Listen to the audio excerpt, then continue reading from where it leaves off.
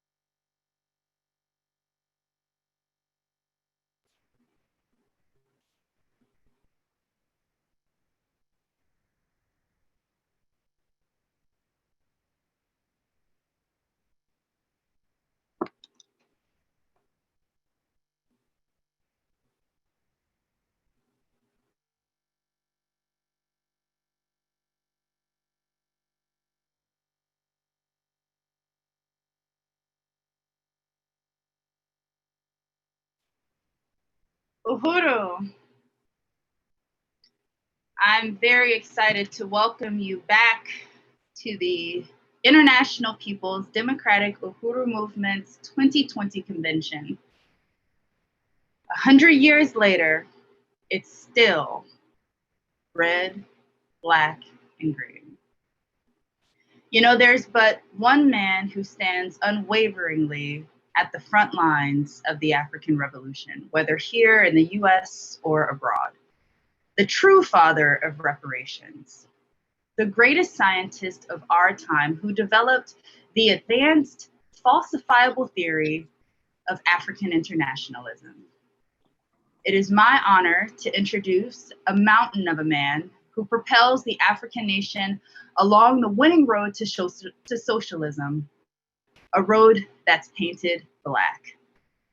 Let us now receive the main presentation of our chairman, Chairman Omali Ishatella. Uhuru, Chairman.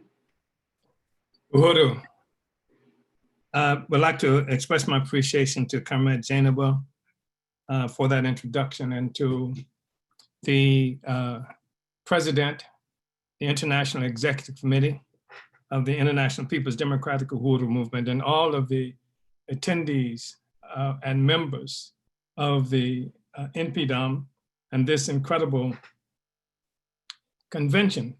And I really have to confess, comrades, shamefacedly, that up to now, the convention has really exceeded my expectations. It is like an incredible convention, and the forces who have been participating in this convention have been also incredible.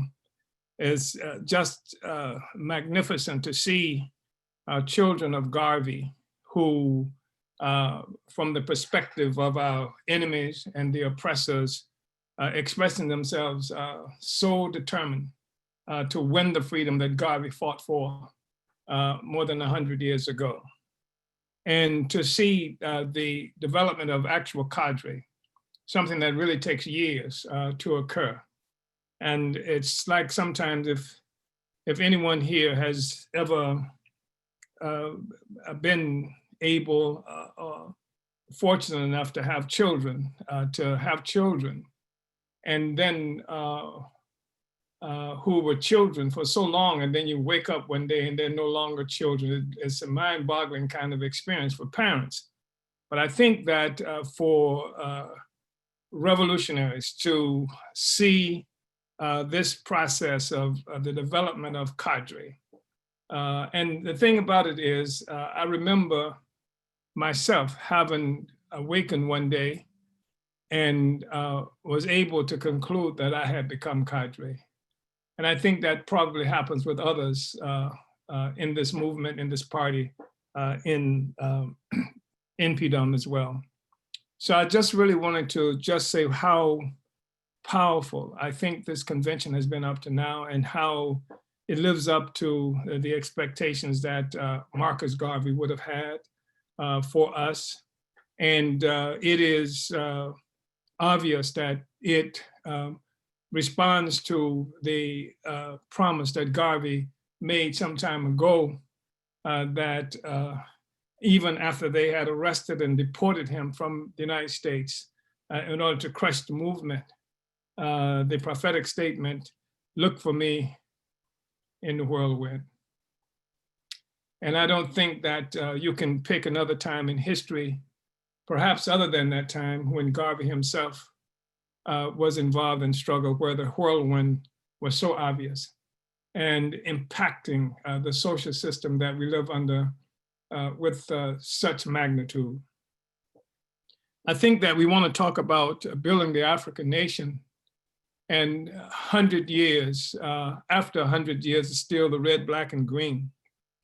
In part because I think that the rise of Garvey and the consequence of Garvey was one of the most consequential events in human history. If you look at what we have said some time ago, we wrote about this in the political report to the Sixth Congress that was titled Uneasy Equilibrium. And then we reproduced this in the chapter on the theory of African internationalism. This chapter from that political report was reproduced as chapter 9 in the current political report, Vanguard. And looking at that,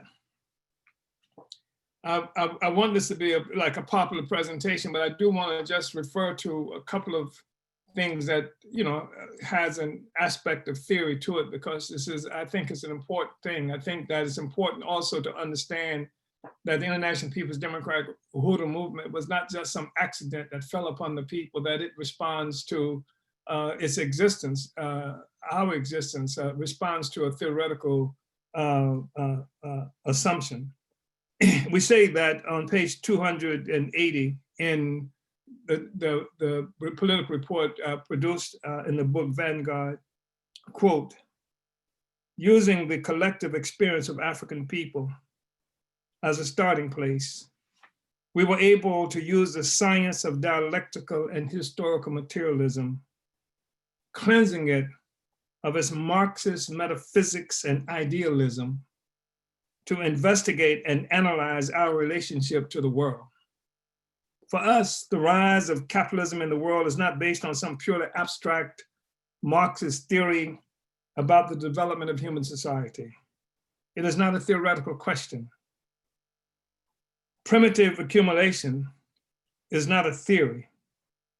The rape of Africa, the enslavement of our continent and our people, the forcible dispersal of Africans throughout the world as a means of rescuing Europe from disease and poverty, the process that gave rise to capitalism, is a matter of historical fact, historical record.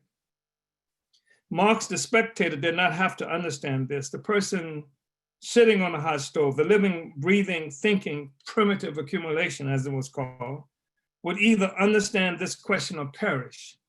We chose to understand. More than that, we chose to develop a worldview stemming from this understanding. This is the origin of African internationalism.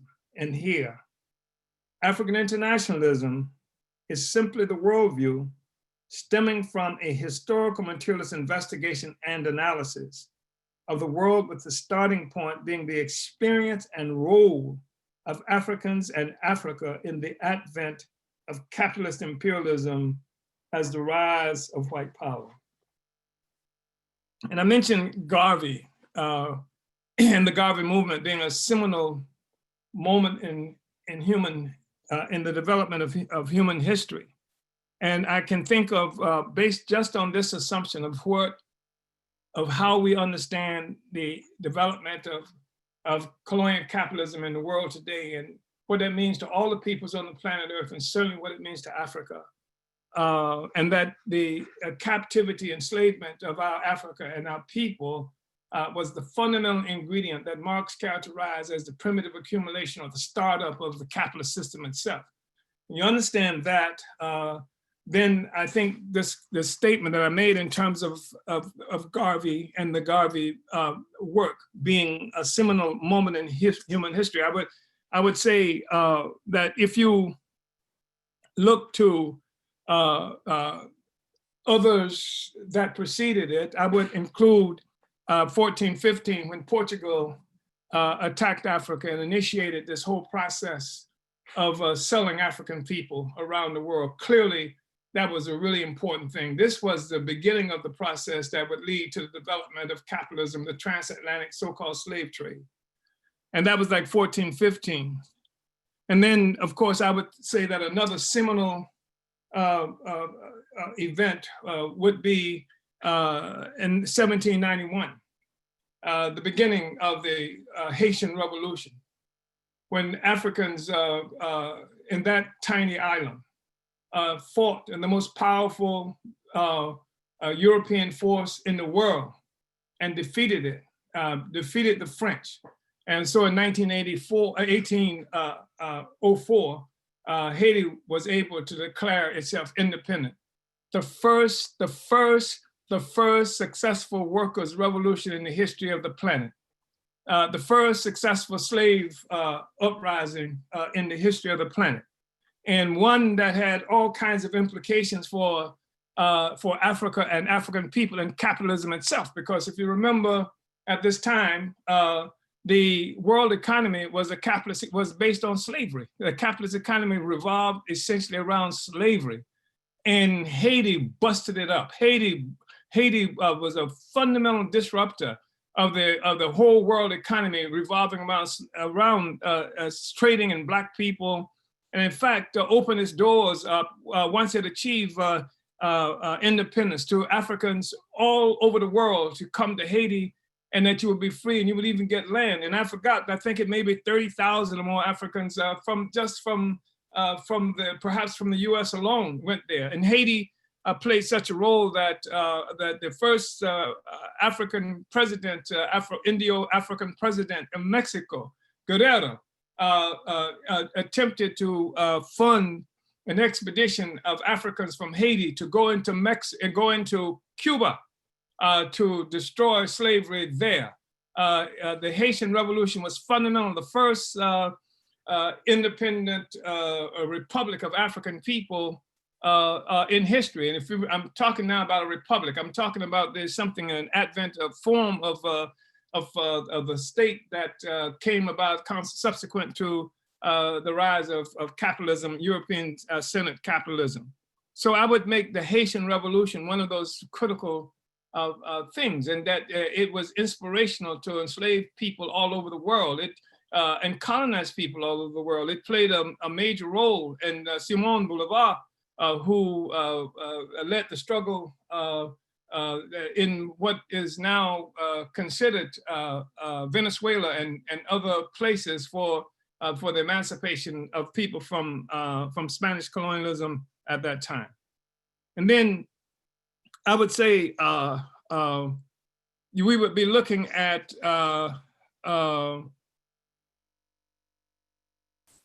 1884-85, the Berlin Conference, where Europeans came together collectively and carved up our Africa and claimed portions of Africa, the continent, and Africans, the people, as their own possessions, which helped to develop and concentrate capitalism in the world and contributed to the wealth and resources, the whole social setup of white people and white power. This is part of the process that we're talking about. We're looking at a continuum here.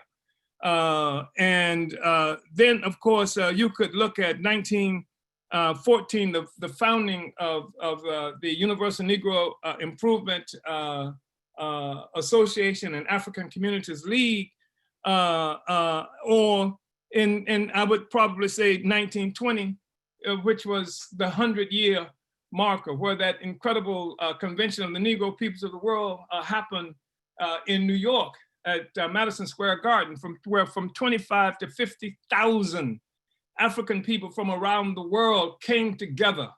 And it is at this point that we see African people in the only democratic process that we can say that African ever really experienced subsequent to have been brought into colonial captivity. This is where Africans ourselves voted on the red, black, and green as our flag, our colors. So no matter where you were located in the African world, this was ours.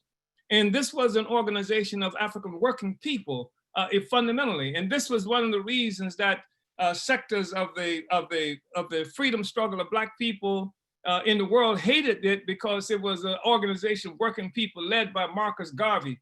And the most premier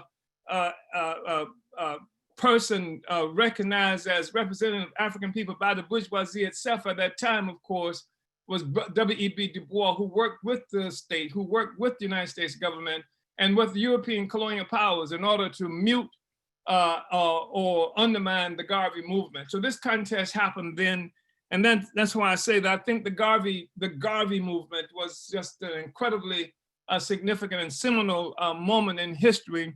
And then beyond that, I would say May of 1972 certainly would be important. That's the founding of the African People's Socialist Party. And perhaps if I were to be more selective and definitive, I go to 1981 at the first Congress of the African People's Socialist Party, where the resolution was passed to create the African Socialist International that formalized this struggle that we've been involved in to complete this trek that Garvey started 100 years ago. And I think that's why it's really important. I think the question of Garvey and his leadership is extremely important, and to be talking about this 100 years later, to see that even with uninformed African people, you are apt to see the red, black, and green when it's available to them, or when the red, black, and green is raised in working class and other African communities, how thrilling it is for African people. The 50-foot tall flagpole that's been raised by NPDUM or the African People's Socialist Party at our Uhuru House in St. Louis with the 15 by 25-foot flag that was so threatening that on one occasion, on the 4th of July, the white people's so-called celebration of independence, on that day, the flag was stolen undoubtedly by imperialists, and we think probably the police force itself. And similarly, something like that had happened in St. Petersburg, Florida, on a similar size flag, on a similar, similarly tall flagpole was stolen, and we are convinced that by the police, by the occupying military force in St. Petersburg, Florida. So the thing is that Garvey was incredibly significant. And beyond that, we talk about a Garvey, about the red, black, about 100 years later, still red, black, and green. And I want to say that it's important to recognize that that UNIA, the Garvey movement, did not commit suicide, that it was under assault by the United States government. The government assaulted it, and then sectors of the African community, our own African population, who hated the idea of being separate from US white power, who hated the idea of Black people being in charge of our own affairs, who could not break the umbilical cord that had been created through the rape of Africa, and wasn't stillborn, but the creature that had come as a consequence of that rape. That umbilical cord, the African petty bourgeoisie and middle class couldn't abandon. And the reality, of course, is that what was introduced into our lives and to our reality is an extraordinary class contradiction, class cleavage that was imposed on Africa and African people from the outside.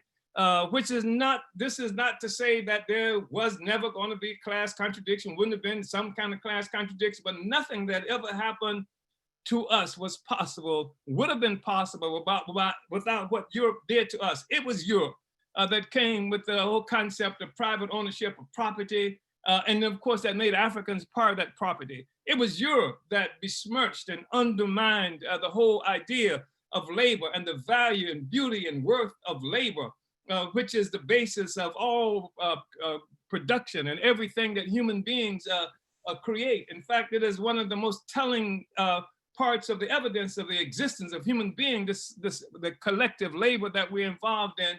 But with the advent of this forced colonial slavery that was imposed on Africa, the world now had come to recognize and see labor, and has come to recognize and see labor as something that they would have nothing to do with, would not want to have anything to do with.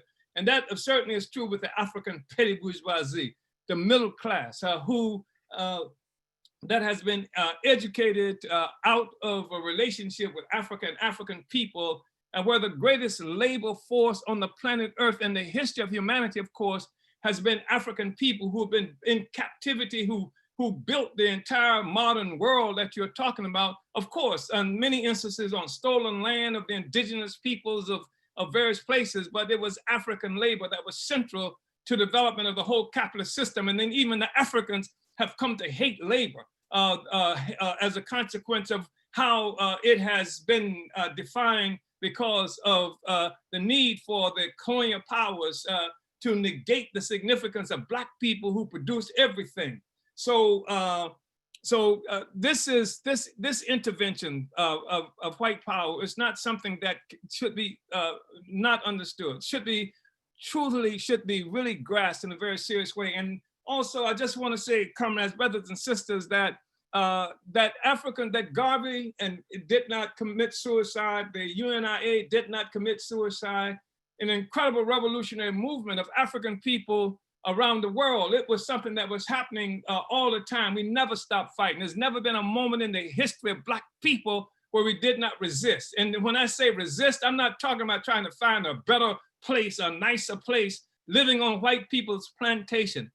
There's never been a time where we were not inspired to burn the plantation to the ground, to liberate ourselves from this relationship, to have our own and to build for ourselves. And of course, this has been characterized as nonsense and nonsensible and unreasonable and just something that was not attainable by both the bourgeoisie, the colonizer, and then the African petty bourgeoisie, none of whom have any confidence in the ability of the African working class to achieve anything. And that in many ways, because the African petty bourgeoisie has been the spokesperson, has been the transmission belt for the philosophy, the ideology of the white rulers, the colonizers.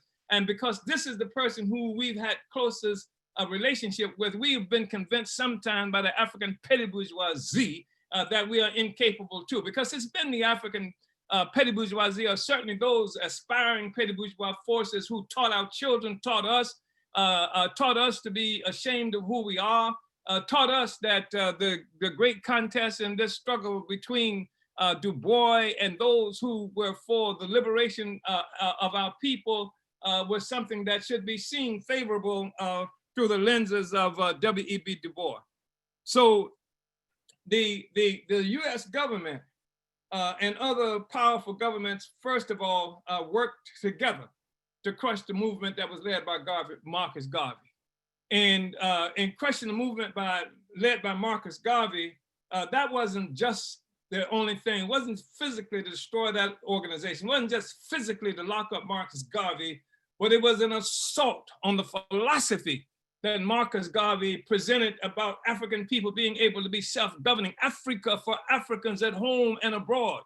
Here you have an African born in Jamaica, the small island of Jamaica, who comes he didn't try to make a Jamaican revolution. He recognized the relationship that oppression and exploitation of our people in Jamaica had to the oppression, exploitation of our people throughout the Americas and the oppression and exploitation of our people in Africa as well. And so this is the movement that Garvey built to address that question. And Garvey also was not this person that has been defamed in so many ways by people who call themselves Garveyites and cultural nationalists, who would make him some great prophet, etc., and then would take him out of history by making him somebody who just made speeches that can be quoted from. But Garvey was a revolutionary. He was an extraordinary anti-imperialist force, and he did not exist in a vacuum. At the same time, Garvey was leading this incredible movement. The FBI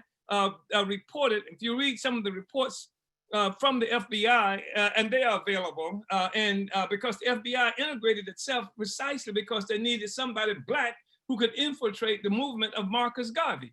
And these records from FBI informants were saying things like people who were fighting all over the world, they would come and they report to Marcus Garvey. Garvey fought and led this incredible movement at a time when Sun Yat-sen was a leading force for the emancipation of the people of China. When you had people like Francisco Villa in Mexico and Zapata in Mexico, and you had other forces who were fighting against imperialism and trying to be free. Garvey was one of those forces there. So it wasn't just this Garvey, who the culturalists like to hold up, who somehow the prophet Marcus Garvey, outside of history. Garvey was involved in an incredibly powerful struggle. At the same time Garvey was making this struggle, this was a time where this first imperialist world war was heating up. European powers were engaged in this fight among themselves. And why were they fighting? To redivide the world. This is the time where Europe where Germany and France and England and America was involved in shaping and destroying contributing to the implosion of the Ottoman Empire in Turkey. And this is where they were all grabbing what is Syria, grabbing what is Lebanon, and grabbing what is Palestine. And all of this stuff was going on at the same time Garvey was in existence. It's important to say that, because we need to take Garvey. And 100 years later, it's red, black, and green. We need to take Garvey out of this place that they put him so he's untouchable and doesn't require us to live like Garvey, just require us to drag him out every August to be able to light candles and say high praises and remember Garvey said Africa for Africans, et cetera, without capturing Africa, because Garvey was building all of the instruments of state power. He was helping to shape and define the nation. That's what Garvey was involved in doing. And it took the US government to crush that. And it took the Europeans, the French, the English, all of them worked to crush that so Garvey could not be successful.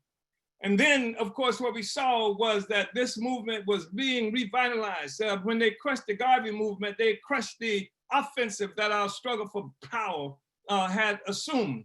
And it put the whole Black movement on the defensive.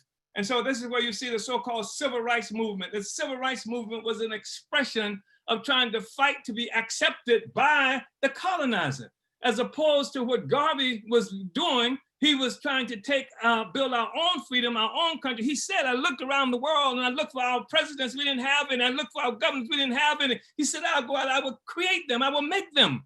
That's the difference from saying I wanted to vote for Biden, or I was trying to get people to go with Kamala Harris. That was different from saying, let's find a way to unite with the imperialist powers. That was different from what Du Bois was saying about put the talented 10th of the very smart Black people in charge of the rest of them, boss, for you. And so when you saw the defeat of Garvey, when they put Garvey in jail, when they put agents in his organization to help destroy his organization, when they created dissension in the Universal Negro Improvement Association and the rest of that, when they raised up other forces like W.E. Du Bois and others who you've come to know. And many people don't even know the name Marcus Garvey, though he had an organization of 11 million people and members and followers. No other organization could say that in the world. Not just African organization, no other organization could say that. And so it took the government to crush that and raise up these other forces who became well-known, and Garvey disappeared, except for some of us.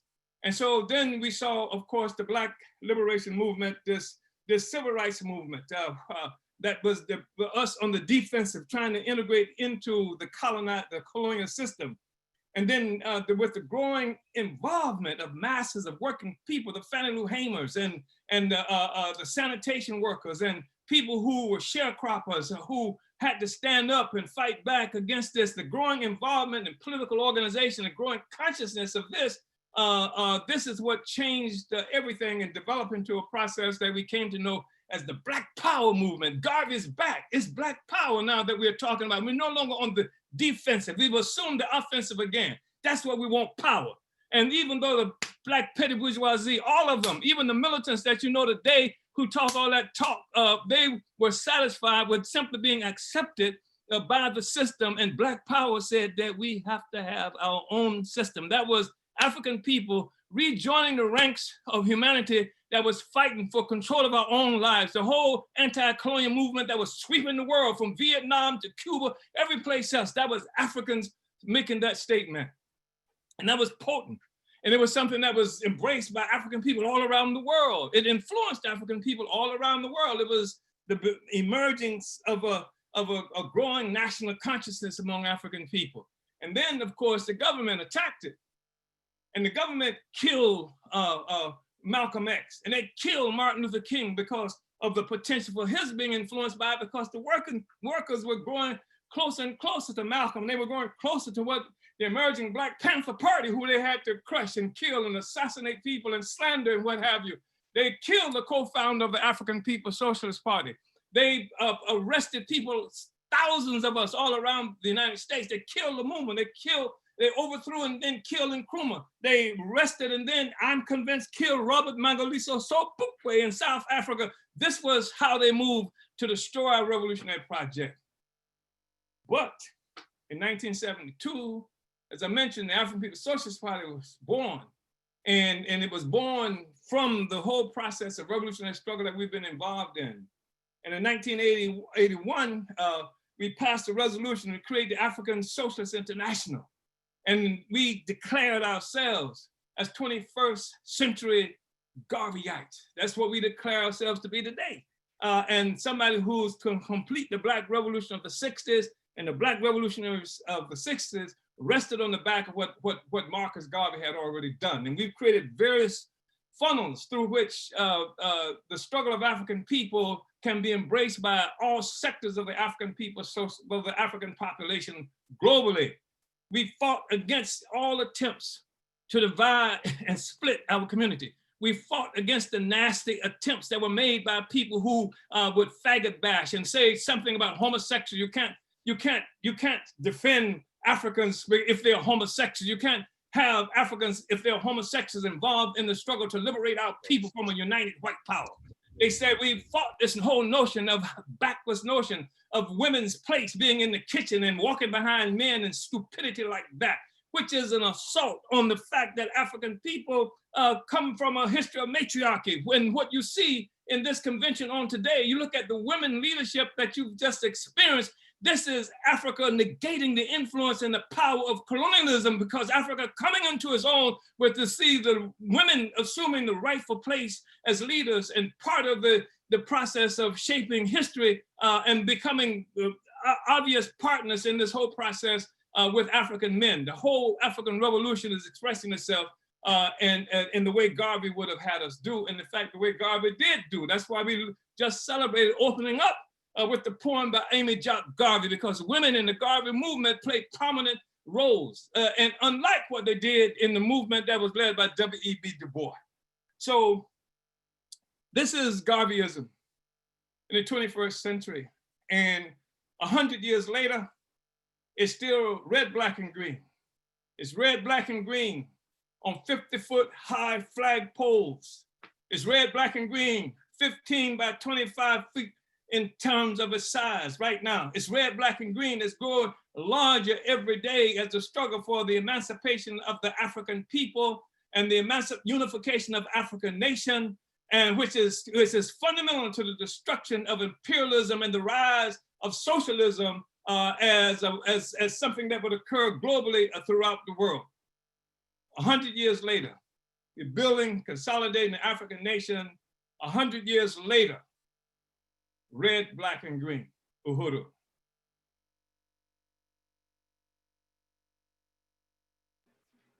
Uhuru, Uhuru, Uhuru. That presentation was so riveting, so powerful, and only the Chairman O'Malley can deliver such a presentation. Only the Chairman O'Malley Shatella has developed the theory of African internationalism that explains the world. He advanced Marcus Garvey's theory, his UNI organization, into the Uhuru movement. Only African internationalism can answer these questions. Only African internationalism can unite people from all over the continent. You just seen presentations from Occupied Azania, Occupied St. Louis. This is the organization to join. There's a quote on our website, mpdum.org, that reads, "I joined MPDUM in 2003 from a relationship I developed with a Mexican indigenous revolutionary organization called Unión del Barrio. After attending an event at San Diego State University where Chairman O'Malley spoke, I joined MPDUM because I was drawn to the uncompromising revolutionary science of African internationalism."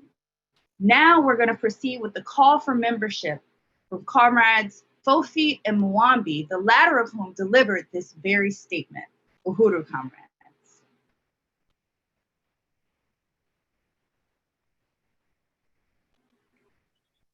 Uhuru, Uhuru, oh my Uhuru. Chairman lays it out to us every time. Between him and President Colombi, MPDUM cannot go wrong. Welcome everybody, welcome. 4 feet, I keep you on. Uhuru. I am 4 feet. Yeah. I am 4 feet, I keep you on. Economic Development Coordinator for EPDM.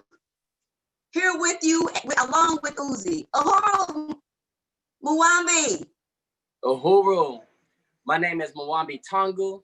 I'm the International Membership Coordinator for the International People's Democratic Uhuru Movement. And we just want to salute our leadership. Salute Chairman Omali Yeshitela, salute Deputy Chair Onizena Yeshitela. Also salute Secretary General Lawezi Kinshasa. And salute our mighty, mighty President, Colin Bayi Antoinette. Uhuru. Next slide.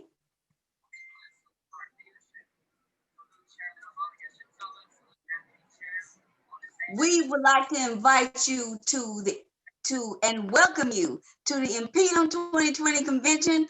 Build the African nation. We need power, and that's what we need. Comrades, political and economics are one. Impedum is the example and the vehicle which will bring the African community to political. Next. Impedum's goal is to bring the African working class back into political life. How will we do that? We will educate, agitate, organize, and build. We are pushing forth the Black Power by Black Power. Uhuru, next. Uhuru. Impedum started in 1991 as a pushback against the counterinsurgency. At the time, from the 70s through the 80s, the African community had been infiltrated with heroin, with crack cocaine. We had President Reagan come in. There was the MOVE bombing of 1985, where the US literally bombed a community of Africans. And it was from that trajectory that Impedum was established to operate as a buffer zone between the African Revolutionary Vanguard of the African People's Socialist Party and the masses of African people. So that was the way Impedum was created. But now we are proud to say Impedum has become a power-based organization. Impedum is building power on earth. We're opening offices. We're building branches everywhere from the continent of Africa, all over the US and everywhere in the world. And we're building economic and political power. And it gives us the capacity to bring thousands of Africans into political life. Uhuru. Next.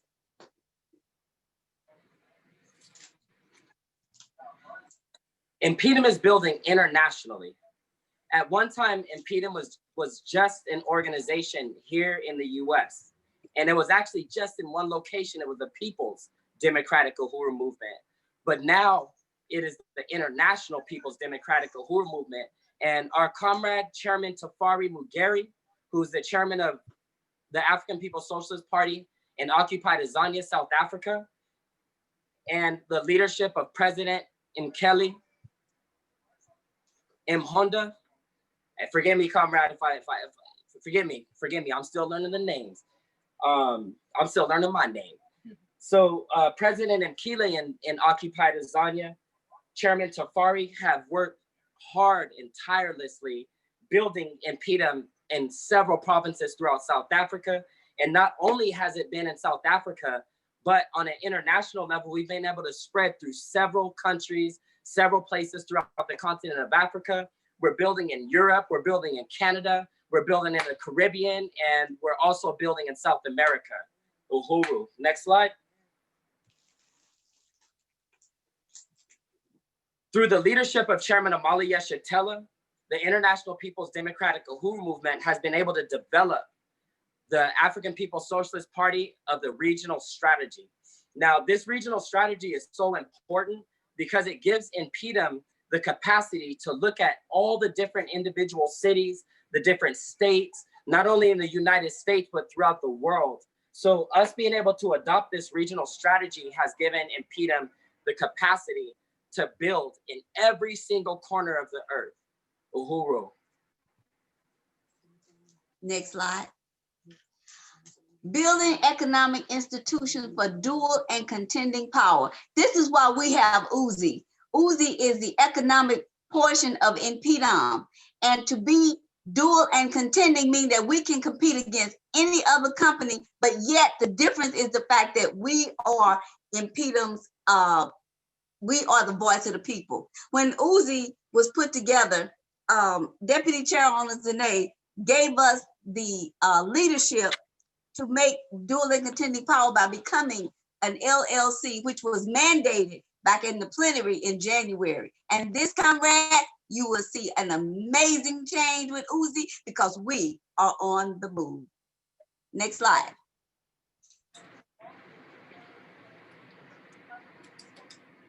End the colonial virus and join the People's War. The International People's Democratic Uhuru Movement had the honor of being a part of a movement-wide campaign when the colonial virus, as we call it, but the rest of the world knows it as the COVID-19 or the coronavirus. When that hit, we were on the move. We started right away, and we were able to put up posters, we were able to give handouts, we were able to do so many different things to really help the African communities, the African colonies push back the colonial virus. Fofi, you want to share with us how you were able to play a role? Yes. During this time, I participated with the Black Unk organization, which we became, we found out, or we knew that the colonial virus was really a political issue and not a health issue. We were the ones that were dying, Africans. So we put together a wonderful, we brought Black Unk, which is the telehealth organization process where we can, anybody around the world can contact us through Black Unk, developmentforafrica.org, and you can make an appointment to speak with a physician about your corona diagnosis. You have a question, anything you need to move it forward. Uhuru. It's under the leadership of Dr. Aisha Fields and under the leadership of the African People's Socialist Party. Next.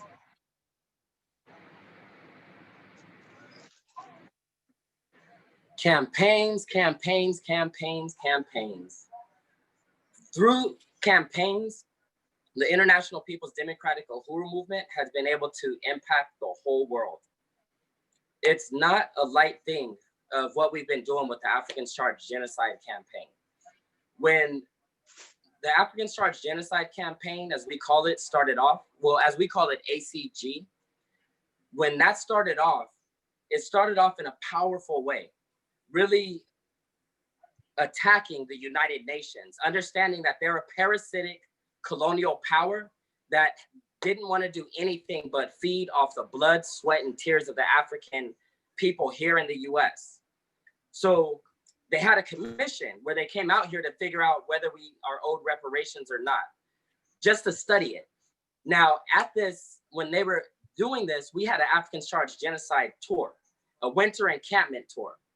And so what we were able to do through the leadership of Columbai and Annette was able to go to all these different cities in the middle of the winter, to Chicago, went down to, I believe there's some cities in the South, but it ended up in Harlem, where the police were ready, waiting for the movement, saying that we're not gonna let them in here.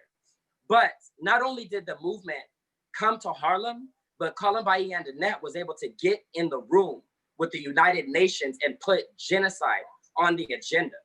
And that's one of the reasons why you have all these Democrats and these all these different people trying to co-opt the reparations struggle. But we know, if anybody knows the party, we know that we're on the forefront of the reparations struggle. So now, fast forward, 2020, Africans Charged Genocide under the leadership of Mighty Matamela has been able to move from 15,000 signatures on the petition to over 100,000 signatures. We've been able to have have webinars throughout the Midwest, throughout the West, all over the place, really bringing the charge of genocide into the homes of the everyday African. Not only were we able to launch the Africans Charged Genocide internationally, but we were able to launch the African Reparations Claim. Now, this is no light task either, because what we're saying with the African Reparations Claim is that every African in the world needs to take this claim on and look to PREVAILS as a primary vehicle that will deliver reparations to all African people. And I want to give you a little side note. When the white people in Poland were given reparations by the white people in Germany, which one of the forms of reparations that they were given was a whole entire territory, which is occupied Palestine. But all of those reparations was carried through one single organization. And I wanted to just say that to let people know that when we talk about Africans Charged Genocide, when we talk about the African Reparations Claim, it's not small and it's realistic. And lastly, I want to talk about the Black Power Matters campaign. And this campaign is so important because we understand that Black Lives Matter is more of a chant that Black people all over the world unite with. We know our lives matter, and 95, 98% of the people saying Black Lives Matter, they're saying it because we know our lives matter, but they're not a part of the organization. And the organization itself, we understand, is a part of the counterinsurgency. We understand that that's something that white power implemented here in the US and around the world in order to stop the African Revolution. So the latest campaign we've had is called Black Power Matters, where we've been teaching people that our struggle is not against racism, but against colonialism, where we teach people that our Black lives will never matter until we have Black power. So those international campaigns have really been able to impact not only the places where PREVAILS exists, but all throughout the world, changing the world's chants from Black Lives Matter to Black Power Matters, empowers the African Revolution. Uhuru, next slide.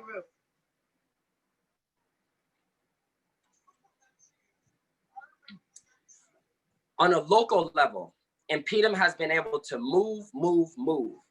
In New York, we've been able to build the Free the Mic event. We've been able to build Uhuru Mindset, which is a television show. We've been able to build the African Market Bazaar. We've been able to build so many local on-the-ground programs in New York. In San Diego, California, we had the Stop the Ban on Chairman Omali at San Diego State campaign that was able to push back white power from trying to stop Chairman Omali from coming to San Diego State University, which we were able to effectively shut down the university's attack on chairman and shut down the event that they planned, the sanitized whitewash reparations event that they planned. In Philadelphia, we were able to attach PREVAILS to our economic institutions, Uhuru Furniture, the African Marketplace. Next slide. In Chicago, the African Revolution, I would say in Chicago is probably one of the hottest places on the earth. And it's probably one of the most important places. And PREVAILS has been able to, in the last year, bring the Africans Charged Genocide campaign into national reparations conferences. And PREVAILS has been speaking at African Martyrs Day events in winter, has been able to bring the People's War campaign and also the Black Power Matters campaign directly to the streets of Chicago. Not only in Chicago have we been building, but in mighty St. Louis, where our headquarters is at, where we got our president, Colin Bailly and Danette, where we have our comrade, Fofi Alkebulon, and so many more new comrades. They just got the best growing branch award because of all the work going on in St. Louis. We got the Keep 28 campaign, where we are shutting down the attempts at the state of taking 28 wards and turning them into 14. We built the No to the NGA campaign, which a spy center is being built that is doing surveillance, not only in St. Louis, but around the world. And so we've built a campaign to shut down that spy center in North St. Louis. We built a campaign to fight against these housing agencies that are trying to stop the Black Power blueprint from shutting down gentrification. St. Louis is a hotbed for revolution, and Impedum has been on the forefront of building African revolution. Also in St. Petersburg, we've been able to build a campaign around housing and other campaigns that have been attached in Impedum to all the economic and political institutions like Black Power 96, the Uhuru House, Uhuru Foods and Pies, and so many other campaigns that are a part of the movement in St. Pete. Next slide. And in South Africa, we've been able to build a campaign around waste management. Not a lot of Africans from around the world have had the ability to go to Africa. Fortunately, a long time ago, when I was running around the campus, blazing fire on everything that was moving, I was able to go to Ghana. One of the things that struck me was when you're in Africa, there are these large heaps of trash, these large piles of trash that are literally right next to where the children play. In South Africa, the comrades have put together a campaign to get rid of that waste. They don't have trucks that come in and take, dumpsters and dump it in and go to the way. No, the trash stays there. So we really are moving in a strong way to get rid of that waste and bring all Africans that are in these provinces into that process. Not only have we been able to do that, but all throughout the US and several places, we've been able to do outreach for the Black Power Matters campaign, for the People's War, and also for this very convention that you're tuned into. So Impedum campaigns, Impedum work has been moving strong on the ground. Uhuru.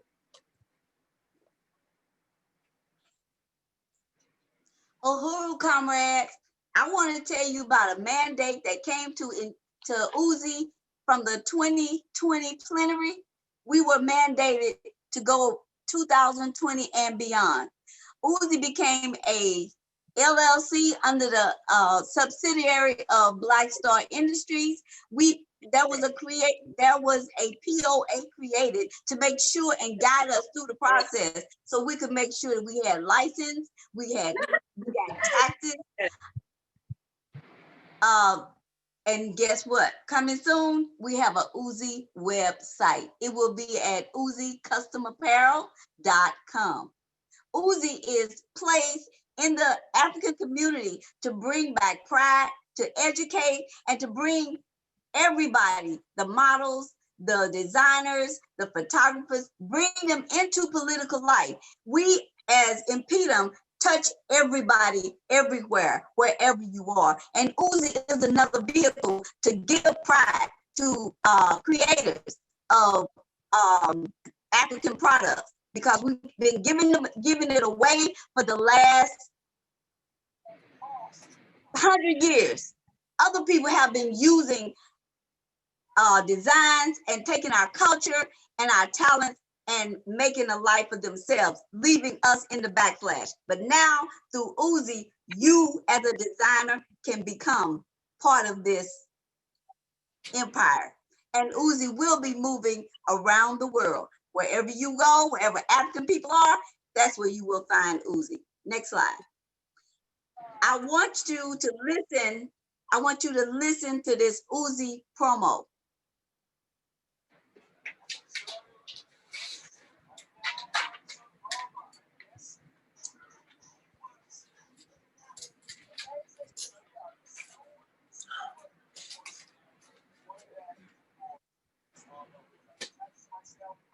I can help you.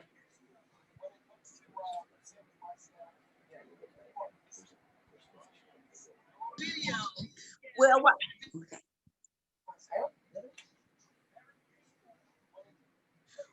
While we're waiting for the Uzi promo, I want to tell you about those two models that you see. Okay, here's promo.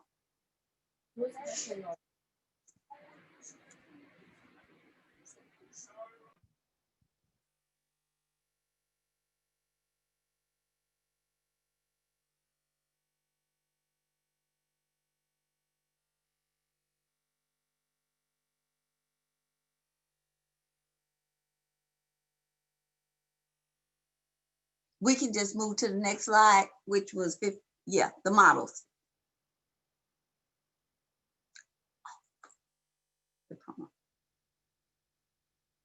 Uzi Custom Apparels LLC is a customizing revolutionary style clothing line that serves as the economic development project for International People's Democratic Uhuru Movement. Uzi means a thread in Swahili. In the Uhuru Movement, we call it a thread of freedom. We want to be the preferred choice over parasitic capitalists, overpriced clothing, and underpaid workers. Our revolutionary looks and styles are one of a kind. We represent African revolution and say it in all that we do. Uzi puts revolution on the backs of all our customers. Uhuru, this is just a portion of the up and coming portion of Uzi becoming an LLC and what it would mean to all African people. We will be able to be everywhere all the time. Uhuru. These two models were part of the first photo shoot ever by Uzi as a LLC. The attitude and the personality of these young people became electrified when they realized what they were wearing and why they were wearing it. To become a member of the Uzi organization, well, the Uzi LLC, contact us at Uzi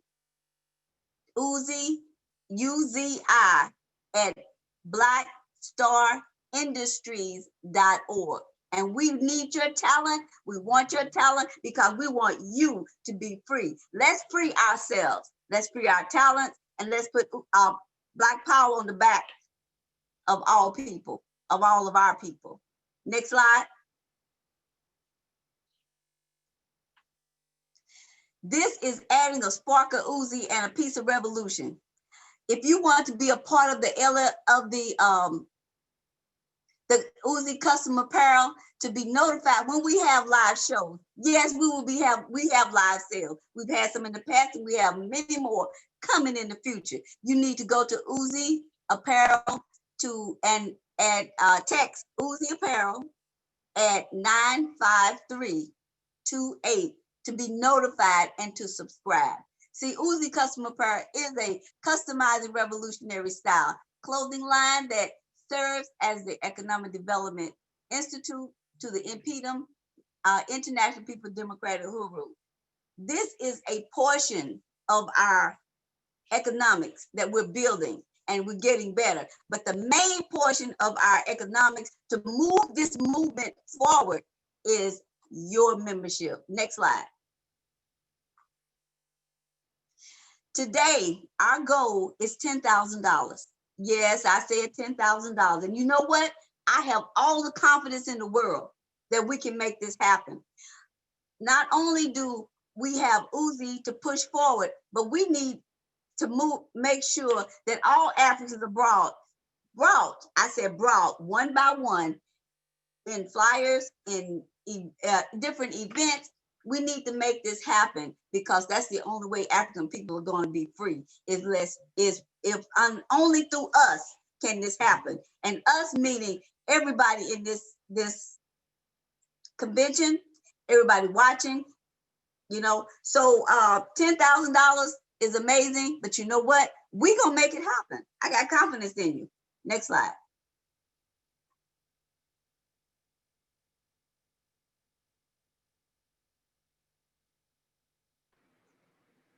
Uhuru. I just wanted to appreciate that breakdown of Uzi. The economic work that we're doing in PREVAILS is so dynamic, so powerful. So what we're going to talk about right now is one of the main ways that we're going to make that $10,000. Now, Fofi, she's the economic development coordinator. She be pushing the numbers and got the, the $10, the $100, the $500, the $1,000. She do all that. What I do is recruit. I bring people into the organization. So what we're going to talk about as membership coordinator are the different membership levels. Now, the first membership level that I want to mention is the Marcus Garvey membership level. Now, the Marcus Garvey membership level is $84 a month, And for a year, for a lifetime, is $1,000 donation. Now, the great thing about the Marcus Garvey level membership is that the Marcus Garvey level membership, once you pay that $1,000, every movement event, every conference, convention, function, all those fees are waived, all right? Second, when you get that Marcus Garvey donation, you're always gonna get different gifts. I know some people have already become Garvey members and they got the book Vanguard. What other stuff have people got? Our different buttons, all types of different, different gifts that you get from the movement. Some Uzi gear, all that kind of stuff is what you get. And so sign up for be a Marcus Garvey member, $84 a month or a one-time $1,000 donation. Now, next I want to talk about the Ella Baker membership. Now, the Ella Baker membership is $50 a month, just $50 a month. And after that $50 a month, it's a $600 annual. So you can either pay one time $600 or you can pay $50 a month. Now, it's important. One of the things that I started understanding about these membership levels, okay, I'm starting to see the memberships coming in already. Okay, let's do it. So one thing that's important about these memberships is that some people, that's what you have to offer the organization. You ain't gonna be all, on the front line and, pushing, on the megaphone and out in the streets. And so maybe you can contribute $50 a month. Maybe you could donate $1,000. Maybe you got 5,000. You know what I'm saying? You got 5K in the bank right now. You got your little stimulus. You got your little EDD, your unemployment. You know what I'm saying? And you was like about to go buy, a Hummer or something like that. And then you saw this and was like, nope, I need to support the revolution. I don't know, but I'm just giving y'all room for it. Whatever condition you're in, we know we need memberships. The next one I want to talk about is the Harriet Tubman, which is only $31 a month. Ooh, I see another one. Only $31 a month and $365 for the whole year. So it's $1 a day. Now this membership is very, very important. I think when you start looking at who these members are or who these Africans are, we look at Marcus Garvey, the leader, the first one to organize millions and millions on the international level. Ella Baker, spoke when women were continually silenced, but she had a powerful voice for women, workers, for African people. Harriet Tubman, you know what I'm saying? Moses, because she was leading people straight out of chattel slavery. You know what I'm saying? So, these memberships are important. You know what I'm saying? The next one I want to talk about is perhaps one of the first, that we could define as like, having this theory of African internationalism, seeing it work. Malcolm X went, he went around the world. He went to the Middle East. He went and he met with Ho Chi Minh men from Vietnam, did a lot of amazing work to build the African Revolution. And the Malcolm X membership is only $21 a month. That's it, $21 a month. You know what I'm saying? Or you could pay, what is it? Where's my brain? $240 a year. All right. So the next level membership I want to talk about is, one of our favorite revolutionaries, Assata Shakur. The Assata Shakur membership is only $10 a month. You know what I'm saying? It's $120 for the full year. And I just want to say, Assata Shakur, one of the things I love about her is that she actually was broken out of prison after she was wrongfully accused of killing a New Jersey state trooper, and was broken out of prison, escaped to Cuba, and is still in exile in Cuba right now under the protection of the Cuban government. You know what I'm saying? Long live Assata. You could get that membership again, $10 a month, $120. If you got $120, drop that $120 and become an annual member. Let's see, who else we got?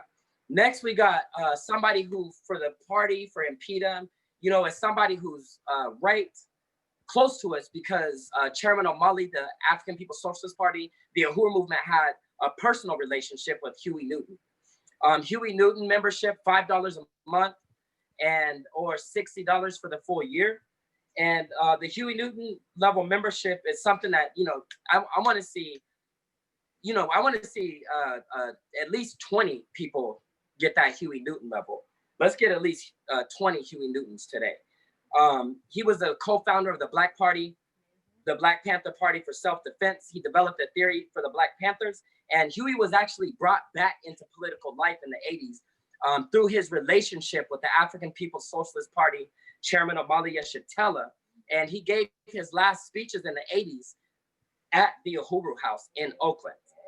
You know what I'm saying? So, and that's not something small to say, because we still got that Uhuru House. And let me tell you, after being a part of the Uhuru movement for, I want to say, the better of 15 years, was the first time I was able to speak in the Oakland Uhuru House, and to be able to stand in the same space that Huey spoke was powerful, powerful, powerful. You know, we have a comrade who passed, you know, rest in power, Omali K. Fing. And Omali K. Fing, as a son who grew up in that Uhuru House, he said Chairman Omali, well, he called him Uncle Chairman Omali, gave him his first bike, and he used to ride that bike around the Uhuru House. You know what I'm saying? And all those memories, you know, Huey was there. You know what I'm saying? All that was going on, you know, while the party was building and headquartered right here in California. Next, we have the $25 basic level membership, which is $25 a year. Anybody who got a job, if you want to, you know, get your feet wet, get in the movement, you know, get your $25 annual membership. You know what I'm saying? And you'll be a member for a year, and that's our basic level membership. Next, we have one of the memberships that's let me see, that's, you know, we have two more memberships. Next one is that's really dear to the party is the Musa Ubuntu membership. Musa was a member of the African People's Socialist Party from Chicago. He was most known for his dynamic work in St. Louis, building the Black Power blueprint and building the movement everywhere he stepped foot. Rest in power, Musa.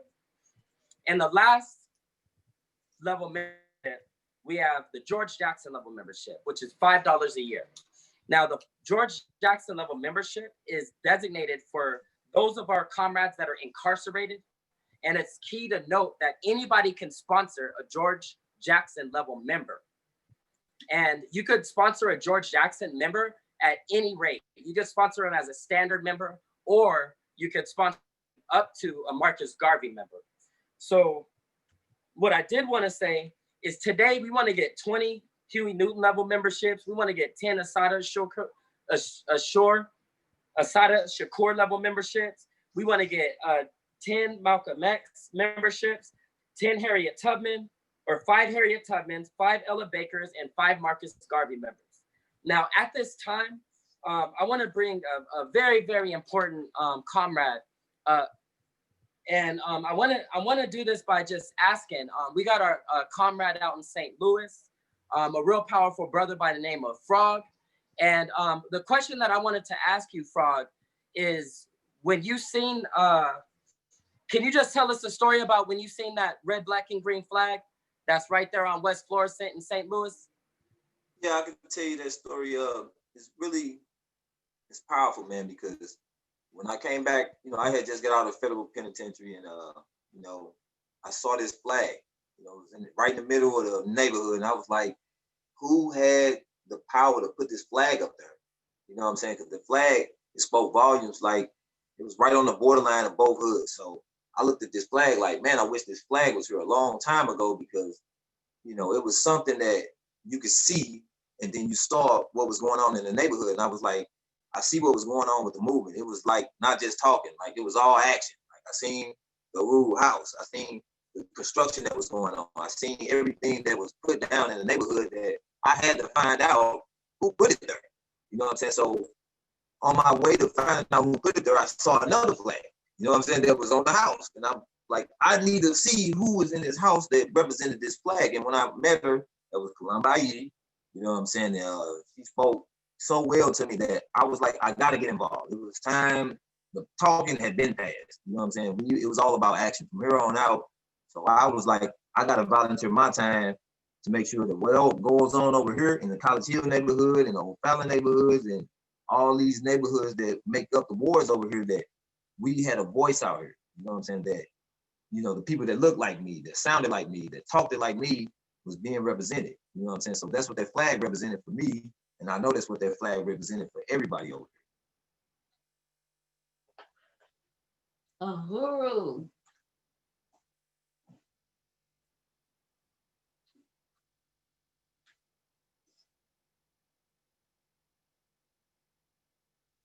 I want to thank you, Frog, for that powerful, moving declaration of why you became and was want to be a part of the Impedum organization. Now, I know there are many of you out there that really have your own experience that's dealing with colonialism. Like Columbi said earlier, you don't know what's going on in somebody else's life until it's actually happening to you or you talk to them. And then you notice that you have somebody that's dealing with the same thing. All Africans are under siege. All Africans are at war. And a lot of us don't even know it. We just don't know what to do. Become a part of Impedum and we will show you how to fight. I want to tell you about the give backs. The give backs are how we appreciate, it tells how we appreciate our people, our members, because you know what, we do appreciate you, each and every one of you. And as for the give backs, those that attend the convention or those that registered will get a button. Wrong way. You'll get a button. Okay? So when we ask for your address, that's so you will get your appreciation from being a part of this convention just by being present and registering. The membership level, we appreciate you, and you are the reason we do what we do, because the membership level help us to move on and bring other people. We are to educate, agitate, and build. The members will receive a button which says Black Power Matters, and they will receive a beautiful ink pen that has a stylus. It says Impedum 2020 Convention, Building African,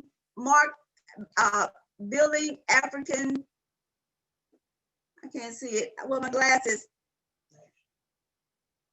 Building the African Nation, 100 years, still red, black, and green. That will be for Impedum members. If you upgraded your membership from one level to another, or from a basic sustainer to a basic member to a sustainer, you will get,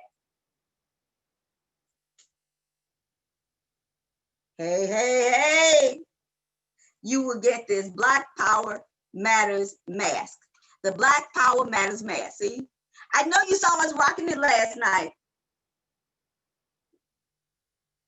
With a $50 donation, you also will get that Black Power Matters mask. Now, these are the granddaddies of the granddaddy. This is the Marcus Garvey members. The ones that have completed their payments will receive a button, an ink pen, a mask, a t-shirt. Let me hold it up. Where's my t-shirt? Well, a t-shirt. Here's my t-shirt. You will receive a t-shirt.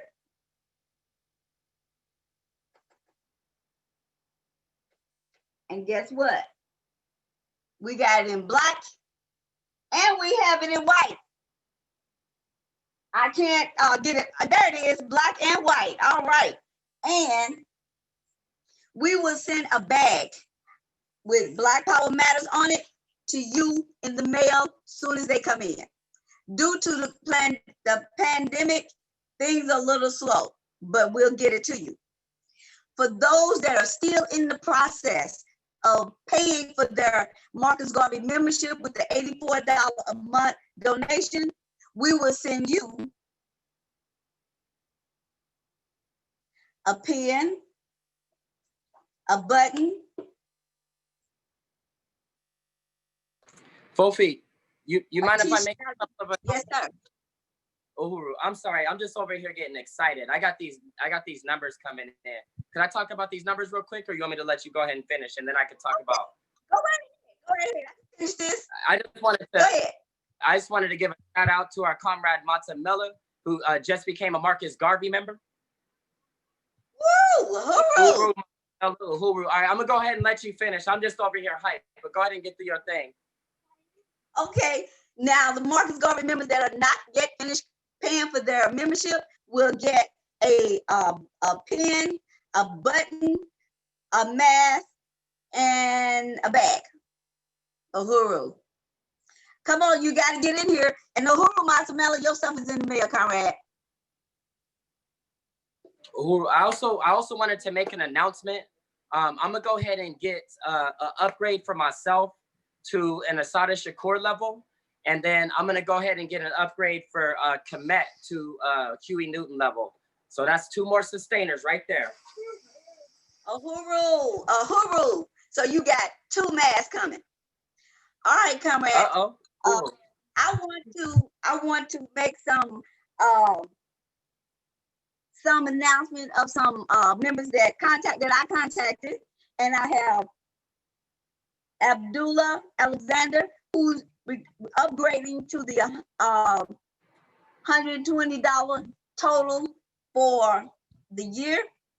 Comrade Malika, Uhuru, who used to be Alexander. Uhuru. I cannot pronounce your new name yet, comrade. She renewed her basic membership. Okay. What else you got, Mwambi? Oh, comrade, I got Grady Brown, just became a sustainer. We got Logan Mooten. Grady's out there in St. Louis. We got Logan out here in California, who just became a sustainer. We got Penny Hess, who made a $100 donation. We got Kitty Riley, who made a $120 donation. We got Riverside out in Houston, who just renewed her membership. We also got another donation from Wendy Craig.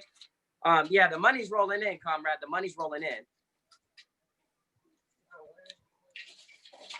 Comrade, what was the amount that was given? What was the amount that was given, comrade? Somebody gonna have add those numbers up. I said Logan just upgraded. He made a $100 donation. Kitty Riley made a $120 donation. Penny Hess made a $100 donation. Wendy Craig made a $50 donation. Riverside just made a renewal for $25 annual membership.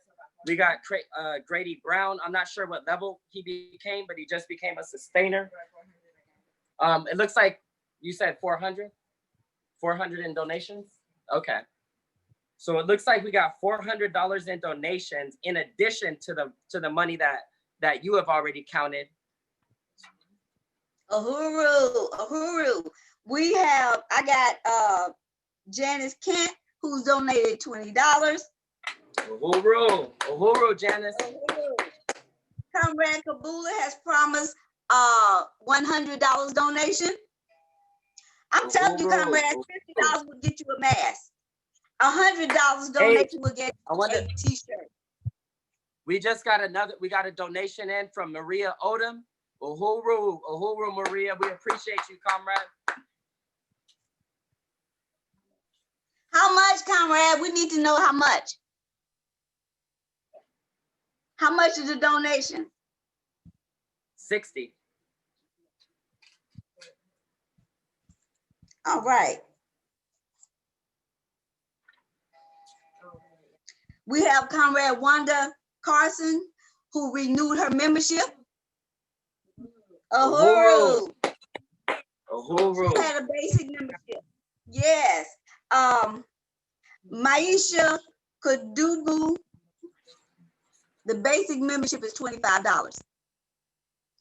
Maisha Madumu out in San Diego, united to become a Marcus Garvey member.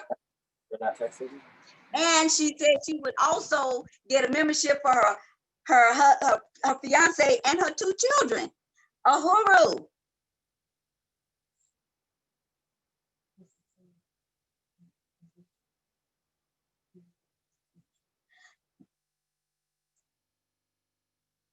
The total for Maisha's membership will be $1,000 for her Marcus Garvey membership and $25 for her 2 children and her fiance.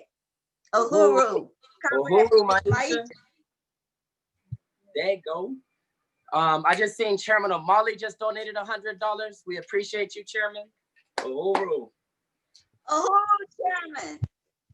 We appreciate you. We just gotta. I want to say that. Real quick, we got a $50 donation from Kyle Wise. We got a $25 donation from Jesse Neville. Let's go. Let's build it. We got a donation from Claudette with the Uhuru Solidarity in San Diego.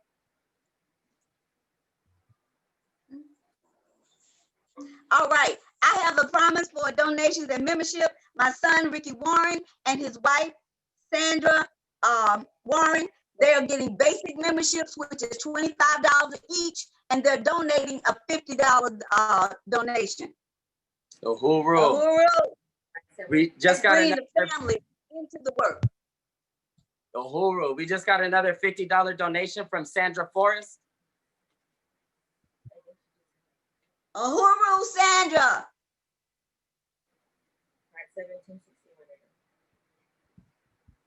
I have a $20 donation from my daughter, Larissa Battle Scales. Uhuru, daughter. Casey so she Mackey. like my. She like your what? I said, so she's like my sister, right? Because yeah, every time I'm out in St. Louis, Fofi be taking care of me. I can't even lie. Fofi be taking care of all of us. We appreciate you. I want to say Marcus Garvey member Stuart Renazella.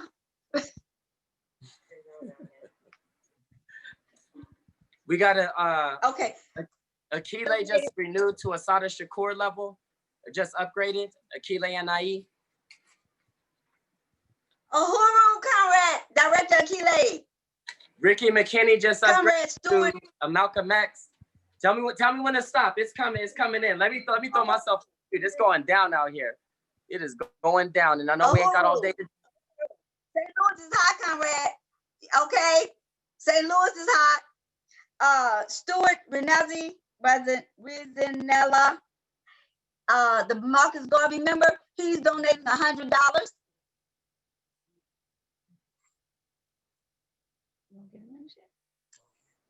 I have a comrade right here that wants to say something. You know, this movement is real. You will see action out here. You will see us out in the streets. You know, I'm making a membership myself. I'm sponsoring my homeboy, Robo Vincent Henderson in the penitentiary. I'm gonna get him the membership, the basic membership, and I'm joining myself. You know what I'm saying? Real, man. Uhuru. Real. Comrade. Welcome to freedom.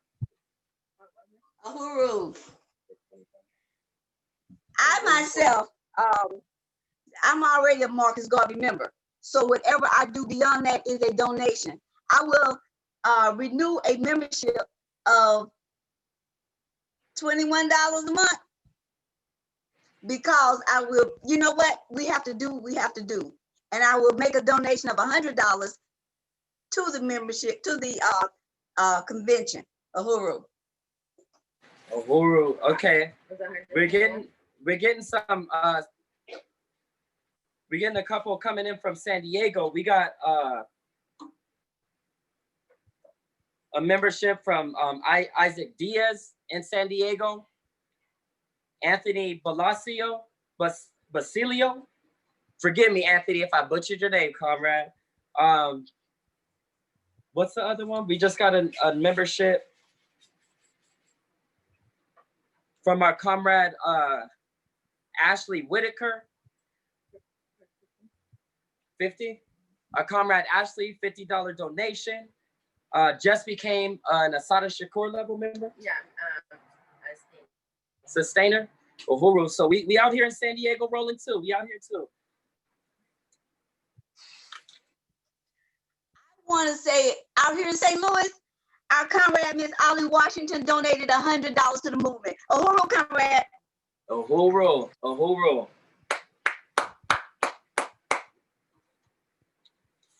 Okay, I want to let you know, Ollie Washington is our president's mom, and she has supported this movement and her daughter from day one. Uhuru, comrade. Uhuru, we appreciate you.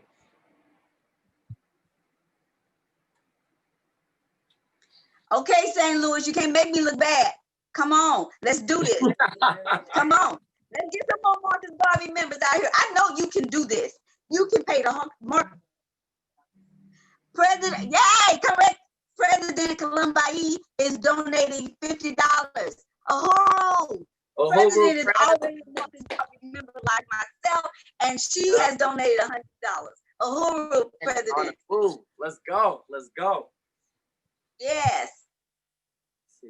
You know, if you got $1,000, we can, with 10 members, we can make this goal.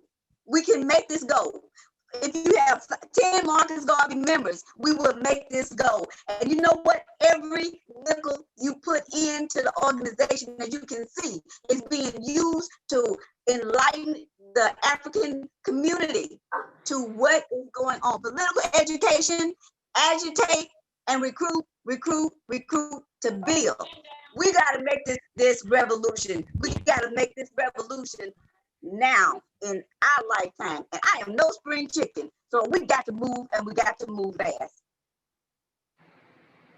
If we take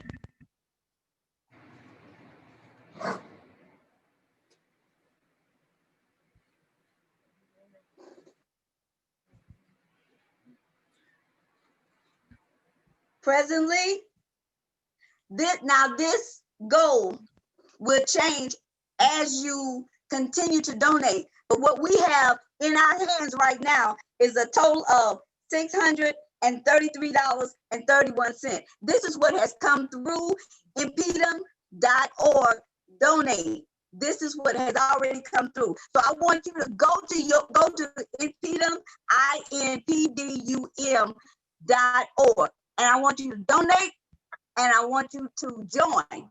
If you upgrade, I said you'll get a mask. Yes, you will.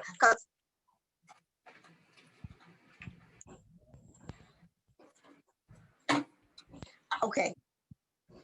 I want to make some correction. Comrade Masamela has already paid $500 on his $1,000 membership. So the actual total is more. Oh, we at $1,300, comrade. $1,300. Uhuru, comrade. Yes. You know what? Deputy Chair Onizane had told me she was donating $100. So I can't watch the live, the money come in, but I want to say Uhuru, DC Deputy Chair Onizane. Yes, you tell her. Uhuru. Uhuru. And I got your t-shirt. Hey, just so you know, I'm going on the website right now and getting these memberships for me and Komet, because I get what you're saying. We got to put our money where our mouth is. I'm over here talking about, we're gonna get a new membership. I got to upgrade and get Komet, but it ain't real until I go on this website, actually type it in and make my contribution. So, you know what I'm saying? I got my little card in hand, you know what I'm saying? You know what I mean? Little technology, got my computer, and we about to get it in right now. Me and Komet are about to get our membership, so you're gonna see them coming through, Fofi. Uhuru. And you know what?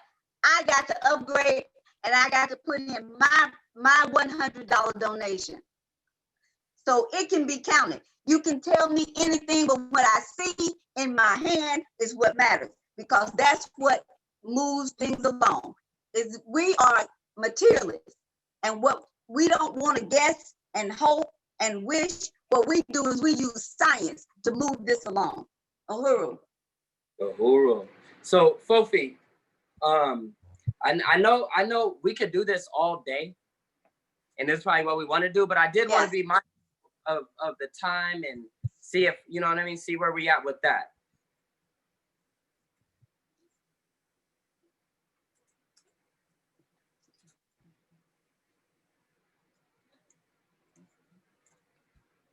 I want to say, I want to repeat, Adisa, the Kubo had donated, is going to donate $100 to the Impedum organization. Uhuru. Uhuru. Tiffany Cherry. Uhuru Comrade Tiffany Cherry for donating $25. Uhuru. Uhuru Comrade. Oh, I'm sorry. My correction. Comrade Tiffany Cherry is bringing her basic membership back. Uhuru Comrade, we thank you. And you know what? We are the lucky ones because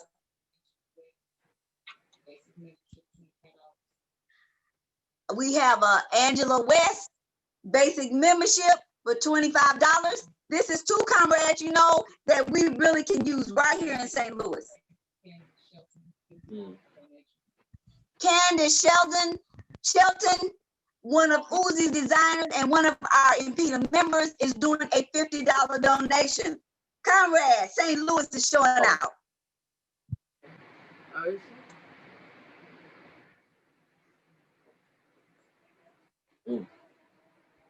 All right. I'm supposed to do that.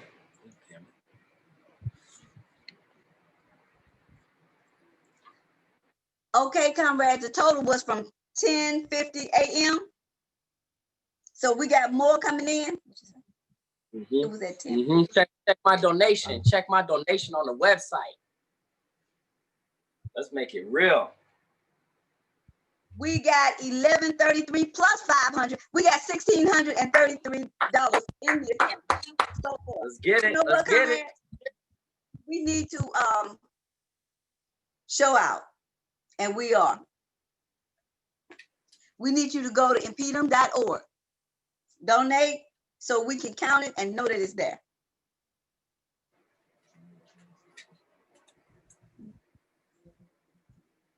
I'm going to turn this back over to our MC of the program. And I want to thank each and every one of you because our members are important. You are the catalyst that keep us moving. We are Impedum and we bring African revolution to the masses. Education, agitation, and build. Shout out to Ashendi, $100.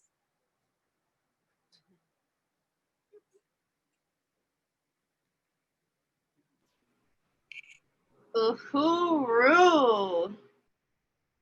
Wow. That is so riveting. First, I just want to say that I really, really love those t-shirts. If you haven't gotten a t-shirt, make sure that you get your Black Power Matters t-shirt. Make sure that you upgrade your memberships now. And it's always the most exciting part, just to see the action on the ground. You know, we are doing more than just explaining the world, we're changing it. So Uhuru. President Columbi and Chairman Omali Yeshitela are now open to taking your questions regarding the presentation.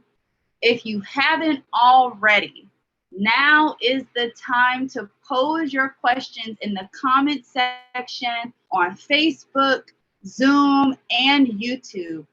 So let's begin with our first question. Our first question reads here. I believe that this was posed to Chairman. It reads, was Garvey opposed to socialism? I know that he opposed the US-based socialists because they tried to sabotage the movement, but is that true on an international level? Uhuru.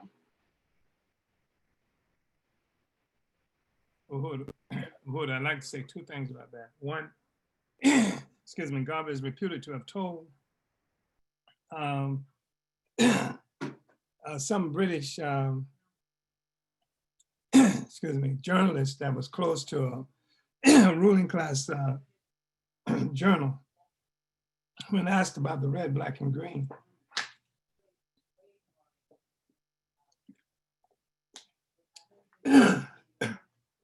That the red, well, for the red, he said, was for sympathy with the reds of the world, meaning the communists of the world. That was one of the things he said, and that the green was sympathy with the Irish, who the British, of course, had lived, had under colonial domination. So that was his reply to them, to this guy. But the fact is that Garvey had some of the same issues with so-called communists that we've had. And we've had to fight them, you know, sometimes physically, because they promoted a form of left-wing white nationalism, or left-wing colonialism. And they tried to use what they characterized as socialism to justify that. So I know Garvey had fierce battles with them and has come out against them, and has come out against them, and sometimes in a way that that articulated as anti-socialist. But I would say that practically, Garvey was an organization of African workers and poor people, peasants, and sometimes, and also with the success of the Soviet Revolution, Garvey sent congratulatory statements to both Lenin and Trotsky. So he was not anti-communist. He was anti a lot of communist white people, a lot of people who call themselves communists, but in the same way we've had to fight them. We ended up calling them Ku Klux communists and ideological imperialists because how they intervene in our struggle. So I make no apologies for Garvey. Garvey built a revolutionary anti-imperialist movement, and any genuine communists in the world would have been able to unite with that, or should have been able to. If they couldn't, then there was something wrong with them.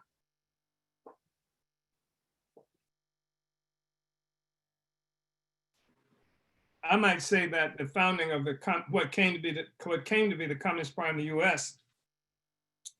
First statement, articulation about Black people, African people, was an attack on Garvey. So that's testimony to what was going down in practical political terms in this country, because you could be white and a so-called communist, and you're still a colonizer, and you won't become an anti-colonialist until you practically unite with the struggle of colonized people under their own leadership. The attempt to, as they did many times, Communist Party, they worked to sabotage, and they were part of the whole claim cry. That was the African petty bourgeoisie, Garvey must go, Garvey must go. So they were part of the weight of that actually ended up imprisoning Garvey and exiling him from the United States. Thank you, Chairman. It doesn't appear that we have any other questions, but again, feel free to submit your questions in the comment section on Facebook, Zoom, and YouTube. May I, if there are no questions, may I just, yeah, I wanted to say that I think it's really important that we've identified that Garvey did have to fight against opportunists. I mentioned Du Bois, but there were a host of others. Almost every Black movement, some calling themselves socialists and what have you during this time, they envied Garvey, they hated Garvey, again, because he challenged their assumptions of being able to integrate into the American system. So they had capitulated in terms of being able to struggle for real freedom, real independence. And so he had to fight them.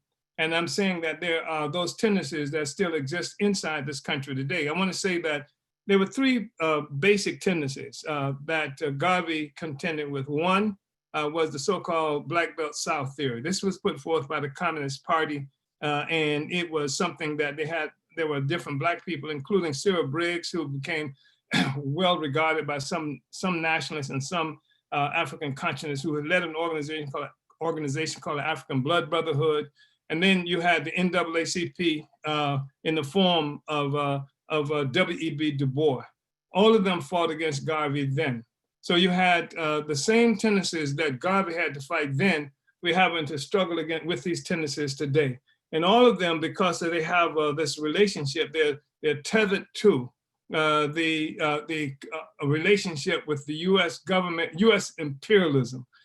They find themselves being really a force that's opposed to the liberation of African people. Objectively speaking, that's what they are. I don't care what they say, but objectively, that's what they represent. And the other thing I think is important is that that Garvey, the movement of Garvey, was one that that clarified all of this political streams. You know, like the Black Belt South, the NAACP Civil Rights Movement, all of them existed at the same time, but it was Garvey.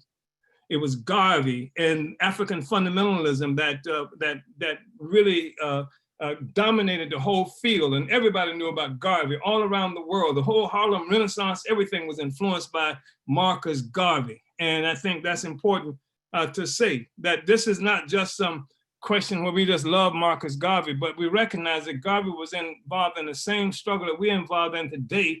And there were opponents of Garvey, sometimes calling themselves leftists, socialists, communists, etc. But their relationship to the night, they wanted to be here. And they were afraid of anything that might challenge their ability to get in bed with white power. And so they were opposed to Garvey. Those same forces exist in our community today. Those same forces are groups that we work with right now, and who sometimes very subtly and sometimes not subtly do everything they can to undermine the advanced detachment of the African working class.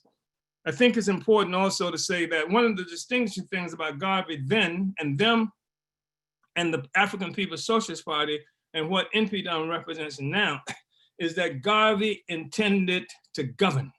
He intended African people to govern, to be self-governing, and he was not just involved in some kind of protest thing, etc. And that's what the party is. And that makes your philosophy is even expressed differently. You understand the world differently when your objective is to take power, as opposed to trying to just protesting, being treated badly. And if you don't even have a strategy for taking power, even if you talk, we're gonna make a revolution, there's no strategy, we know that you're just BSing. Because if you don't have a strategy, and if you don't have an organization that's designed for that purpose, then you're just blowing smoke. And at best, you're just some kind of careerist or some kind of opportunist, et cetera. So I think it's important to say that, you know, like about Garvey and how that relates to the African People's Socialist Party and what it is that we do. And finally, you need to know that Garvey was everywhere. And this question of African internationalism, African people united around the world, is not just an idle statement. That he showed it and practically 100 years ago. And practically the African People's Socialist Party exists in the United States. We exist practically in France. We exist to a lesser extent in places like Germany and places like even the Netherlands and places like Belgium, etc. But we also in the Caribbean. We are in the Bahamas. We're in Bermuda. We in Guadeloupe. We are on the continent of Africa. We are in Ivory Coast, Ghana. We're in Nigeria. We are in Uganda. We're in Chad. And you know, so the presence of the African People's Socialist Party is something that is very similar in terms of our movement to uniting African people. We must be united, and we must. We know that it makes a lot more sense to be united than to not be united. And beyond that, we have to have a whole new social system where Africans are no longer on our knees, our bellies crawling and hoping that the white man does something right. And there's no way that African people in the United States should be willing to accept some kind of deal that would confer some semblance of rights on us. At the same time, those rights are being conferred to us on the land stolen from the indigenous peoples here, where they're living in concentration camps or barrios here, and the people around the world are being bombed in Yemen and other places. Why in the hell would we want to integrate into that kind of system? We have to say that we are better than that. We're not trying to be equal with the white man. We're not trying to be equal to the colonizer. We're not trying to be equal to the United States government. We are better than the colonizer. We are better than the white man. We are better than those forces that oppress the peoples of the world. That's what we have to recognize. And we have to conclude that African people will never, ever, ever again be subservient, ruled by, governed by any other force on the planet Earth other than ourselves under the leadership of the African working class. Uhuru. Uhuru, Chairman.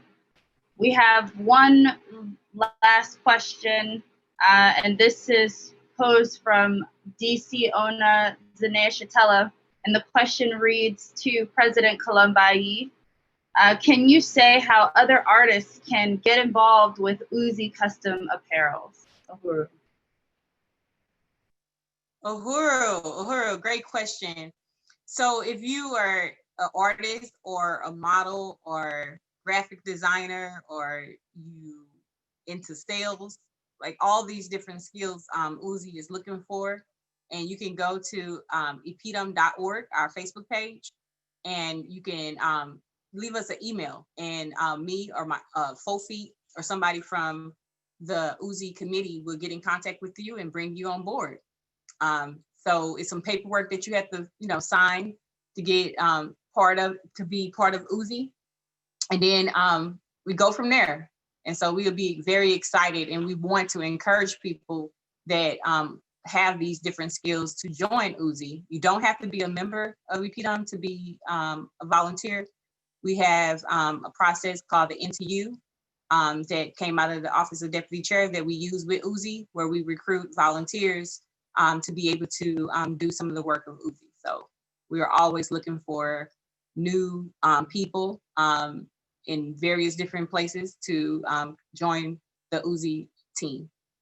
So go to epidum.org, and that's how you can leave a comment and let us know. Or you can, wherever if you interested right now, you can drop your name right now. We're going to get in contact with you. Uhuru. So an exciting development in 2020 has been the reinvigoration of the MPDM Reparation Certificate, recently renamed the African Reparations Claim. Presenting the report on the Africans Reparation Claim campaign is Comrade Kabula Mutombo out of Chicago, Illinois. Uhuru Kabula. Uhuru, everyone. I'm Kabula Mutombo, and I'm going to deliver the report for the African Reparations Claim. I would like to begin by saluting my leadership. I would like to salute Chairman Omali Yeshitela of the African People's Socialist Party, founder of the Uhuru Movement and leader of the African Nation. I would also like to salute Deputy Chair Ona Zanea Yeshitela, Secretary General Luwezi Kinshasa, and President Kalimbayi Andanet of the International People's Democratic Uhuru Movement. In the political report to the first plenary of the 7th Congress, Chairman Omali Yeshitela noted that the International People's Democratic Uhuru Movement needed to reinitiate a party campaign to win the African masses to practical participation in the drive for reparations by creating a reparations certificate that all Africans can sign, indicating their personal demand for reparations. The African People's Socialist Party made reparations a household name. In November 1982, the party organized the first tribunal on reparations in New York City. The African People's Socialist Party took reparations out of the hands of purely legal and legislative measures and made reparations a revolutionary demand of the African working class. The party created the African National Reparations Organization, or ANRO. For 12 years, ANRO held reparations tribunals declaring, reparations now, the time has come, and they say cutback, we say payback. The party initiated a dynamic outreach and agitation and propaganda campaign.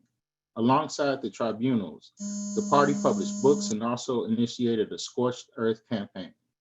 Before he even met anyone from the party, Comrade Bakari Olatunji has remarked that he saw graffiti with slogans such as, they say cutback, we say payback, spray painted everywhere on the walls throughout California's San Francisco East Bay area. The African Reparations Claims Subcommittee has begun to build on that legacy. In the report to the first plenary to the 7th Congress, Chairman said that these certificates must be placed on outreach tables of the party and NPDOM to be signed by Africans throughout the colony who might not otherwise have an opportunity to learn about or fight for reparations without our leadership. The certificate must also allow the people to recognize NPDOM as the organization they are authorizing to collect reparations for the African nation. NPDOM answered these mandates. First, we changed the name from the reparations certificate to the African reparations claim. This new title underscores the demand for reparations to all African people. Second, we developed a plan of action. Our plan of action set the goal of winning 100,000 signatures by 2021, eventually reaching the entire African world with the goal of taking the reparations claim to the world stage at the United Nations. The COVID-19 pandemic presented contradictions to our outreach strategies. NPDOM struggled to resolve these contradictions by embracing new technologies that will only accelerate our work, even after the pandemic recedes. We created a digital process to collect signatures. Using Google Forms, we created a contact form that collects the information of signers and generates a digital certificate that Africans receive instantly. The certificate can subsequently be printed out and displayed. Every certificate is stamped with a unique claim number. To this date, we have collected many signatures through this digital process. We have also brought in monetary resources. These resources have allowed us to create important pieces of propaganda and promotional materials. The African Reparations Claims Subcommittee held a successful webinar that introduced the new certificate process to the movement and beyond. A subcommittee has been formed to move forward the African reparations claim. The subcommittee has begun to strategize, along with the Africans Charged Genocide campaign, a process to take the African reparations claim on the world stage. Particularly, measures have been taken to reach out to the United Nations Working Group of Experts on People of African Descent. We are demanding another set of public hearings on genocide against African people in the US. To achieve these objectives, the African Reparations Claims Subcommittee has to move forward with a program of on-the-ground outreach. The digital process allows us to place the form on every smartphone and tablet in the African world. We need hard copies of the certificates. We need an information and education strategy that engages Uhuru Movement Media, the Burning Spear newspaper, Burning Spear TV on YouTube, Black Power 96 FM radio, and other platforms. We must also return to that scorched earth on the ground campaign that brought Comrade Bakari into the work. Just as Africans Charged Genocide has developed graffiti stencils, the African Reparations Claim will create graffiti stencils, we-pasted posters, flyers, t-shirts, buttons, hats, and whatever propaganda will win the African working class to the African Reparations Claim. The success of the African Reparations Claim Subcommittee is tied directly to all the other work of the International People's Democratic Uhuru Movement. Uhuru, and thank you to President Kalambayi Antoinette. We say reparations now. They say cutback, we say payback. Uhuru, we are winning right now.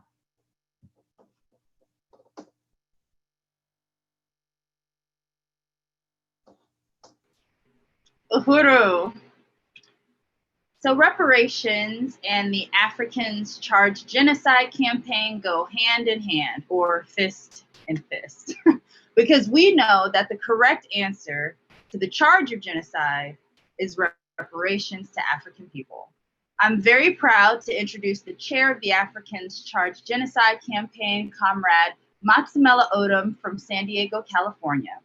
If you haven't heard yet, just in this past year, this campaign has seen immense success, winning over 100,000 additional signatures of support to NPDOM's aim of charging the United States government with genocide against African people and bringing the question to the world stage. Uhuru Maximella.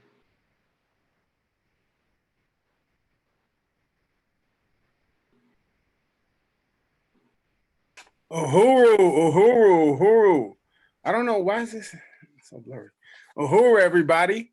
Thanks again for that introduction, Janaba. And I'm very excited to have the very first panel of the Impedum 2020 convention. As noted, my name is Matsamela Odom. I'm the chair of the African Charged Genocide Campaign. I want to report on the activities of African Charged Genocide Campaign, as well as introduce the rest of the panel that we have going on today. But first, I'd like to salute my leadership. I'd like to salute Chairman Omali Yeshitela of the African People's Socialist Party. I'd like to salute President Kalambayi and Danette of the International People's Democratic Uhuru Movement. Lastly, I'd like to salute all of the members of the Africans Charged Genocide Subcommittee. It's their diligent work, their principled labor, which has been essential towards allowing and establishing the success of the campaign that we've had over the last year. You can change the slide. I want to briefly outline the history of the African Charged Genocide Campaign, how the campaign has responded to the party mandates that came down from the plenary this last February. I'll also explain the transitions that we've had to make since the COVID-19 colonial virus pandemic.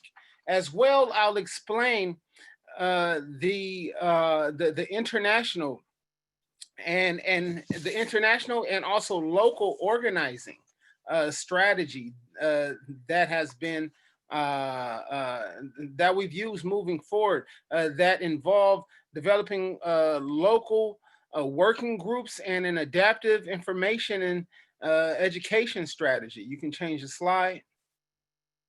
The African Charged Genocide Campaign, as I've noted many times in these webinars, is formed as an African internationalist response to colonial violence against African people. Namely, it's actually, I remember when I first came around and sort of was made aware of the campaign because of on the ground outreach here in San Diego. This is namely because of the African Charged Genocide, named African Charged Genocide formed in response to the murder of Mike Brown, the police drowning of the 3 girls in Pinellas County, Florida, and also the Flint water crisis. Nevertheless, the African Charged Genocide Campaign rests on the shoulders of 50 years of African internationalist organization, as we can see in the similarity between the May 1970 Burning Spear and the picture of the Burning Spear campaign image on the right. You can change slides. However, also on this panel today, we will pay particular interest in the genocidal containment of African people and other colonized communities by colonial military forces within the U.S. So that's the important thing, right? It's not these forces are killing people, but they're also preventing the life through different forms of containment, whether it be ripping families apart, whether it be placing child-rearing age African men and women into these prisons until they can no longer reproduce. This is why, you know, so since the 1970s, the U.S. system of concentration camps known as prisons has metastasized to 5 times its size. And there's millions and millions more people on probation and things like that.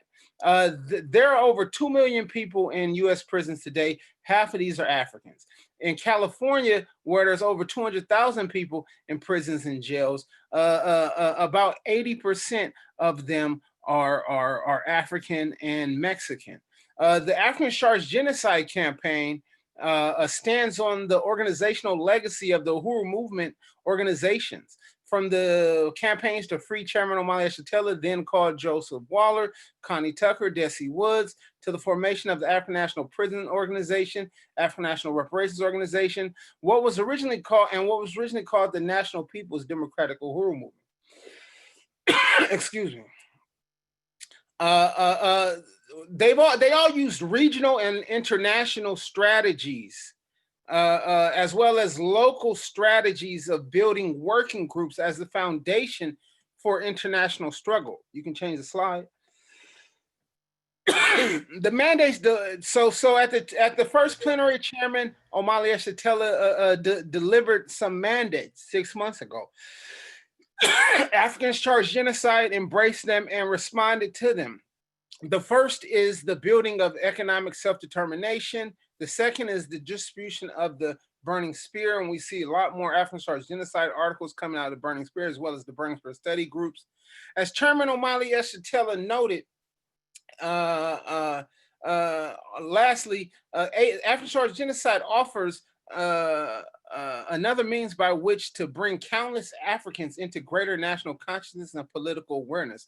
Now we must send impediment members and the entire Uhuru movement throughout our regions, cities, and communities to get signatures, allowing each African to personally charge the U.S. with genocide.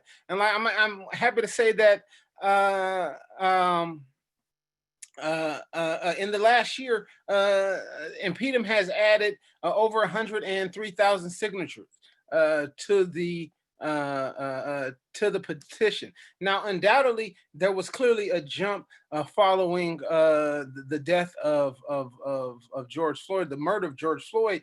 But we have to. But the first uptick actually we saw was what was following the webinars and African Liberation Day organization. So it's important for us to point towards the organization strategy, which caused those leaps. Change slide. The African Charged Genocide Campaign had been organizing a national tour to span between the plenary and today, the convention, culminating with a protest at the UN General Assembly that's supposed to be taking place. This was changed to a virtual tour. In response to the change slides, in response to the COVID-19 pandemic, African Charged Genocide organized a virtual tour. We organized multiple successful webinars that brought scores of members into the organization and thousands of dollars of resources that we could use to develop an information and education strategy to reach the people. African Charged Genocide has also been a main feature of the Burning Spear Study Group. However, social media is not a substitute for person-to-person outreach. We created flyers and posters in response to the COVID-19 pandemic and the uprising since the murders of Breonna Taylor, Ahmaud Arbery, George Floyd. Thousands of these flyers have been distributed throughout the U.S. as a part of the outreach strategies. Next slide. The regional strategy of developing African Charged Genocide working groups, such as the Black Power at the Border Working Group in San Diego, has moved to online, but now we need to be moving it back to the people, following our socialist distancing protocols, of course. In the months leading up to the Impedum, so in the months leading up to the Impedum Convention, we had multiple of these webinars. Go to the last slide. The success of the ACG campaign has had over the last year proves the correctness of the strategies and mandates of Chairman Omali Yeshitela and African Internationalist Organization. It's time for us to become a campaign of organizers, not just mobilizers, responding to single issues. Tomorrow, the African Charged Genocide Campaign will be submitting a resolution for the development of working groups that oppose the genocidal colonial border policy, border prisons, and border policing. I now would like to introduce the panel who will further discuss these topics. First, we have President Kalambayi Andanette, who will talk about the history of the African Charged Genocide Campaign. Next, we have President Yejide Orunmila of the African National Women's Organization, who will talk about the fight against CPS and the kidnapping of African children from the foster care system that Anwar lead, the struggle Anwar leads. We're then going to have Belinda Parker Brown and Dr. Zena Crenshaw speak on the genocide of mass incarceration. Jamie Wilson of San Diego Impedum will give personal on-the-ground testimony of the fight against gang documentation in California, and Benjamin Prado, Undersecretary of Union de Barrio, will speak on the genocide of colonial borders. So thank you to you all. Thank you to the panelists. And once again, I'm very, very honored to lead this panel, the first panel of the Impedum 2020 convention.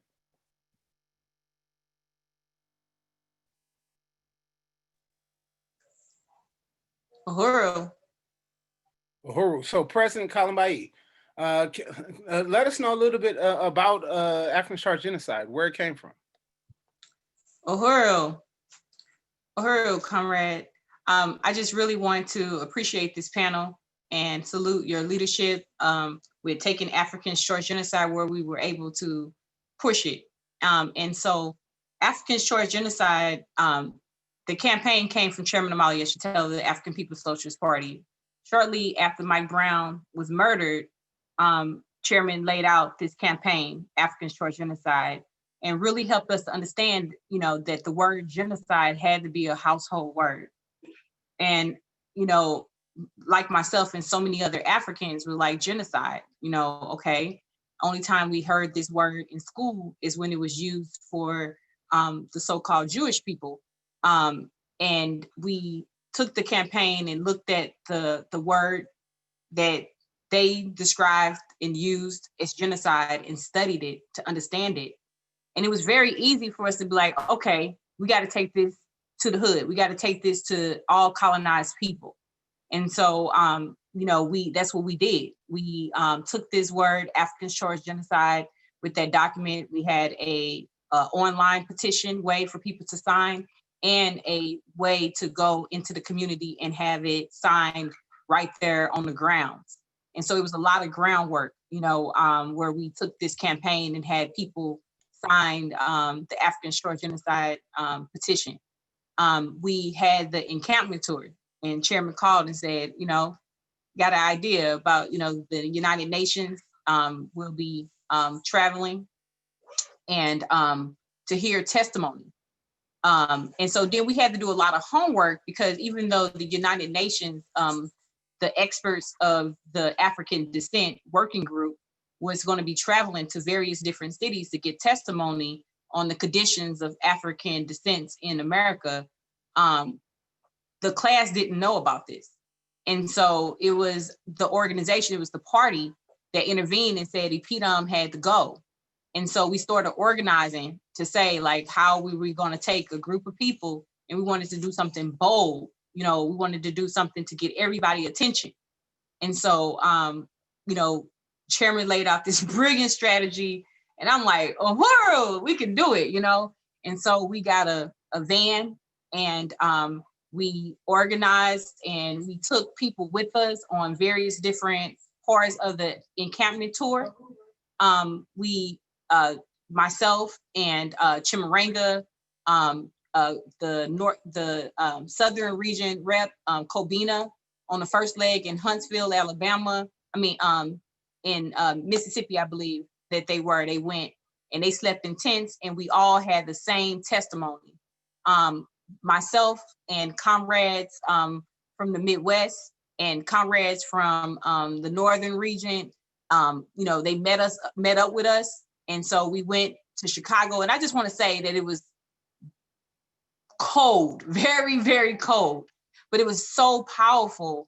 And the one thing that we've seen is that no one, if we wasn't in that room, then no one would have been able to express the African working class position on genocide.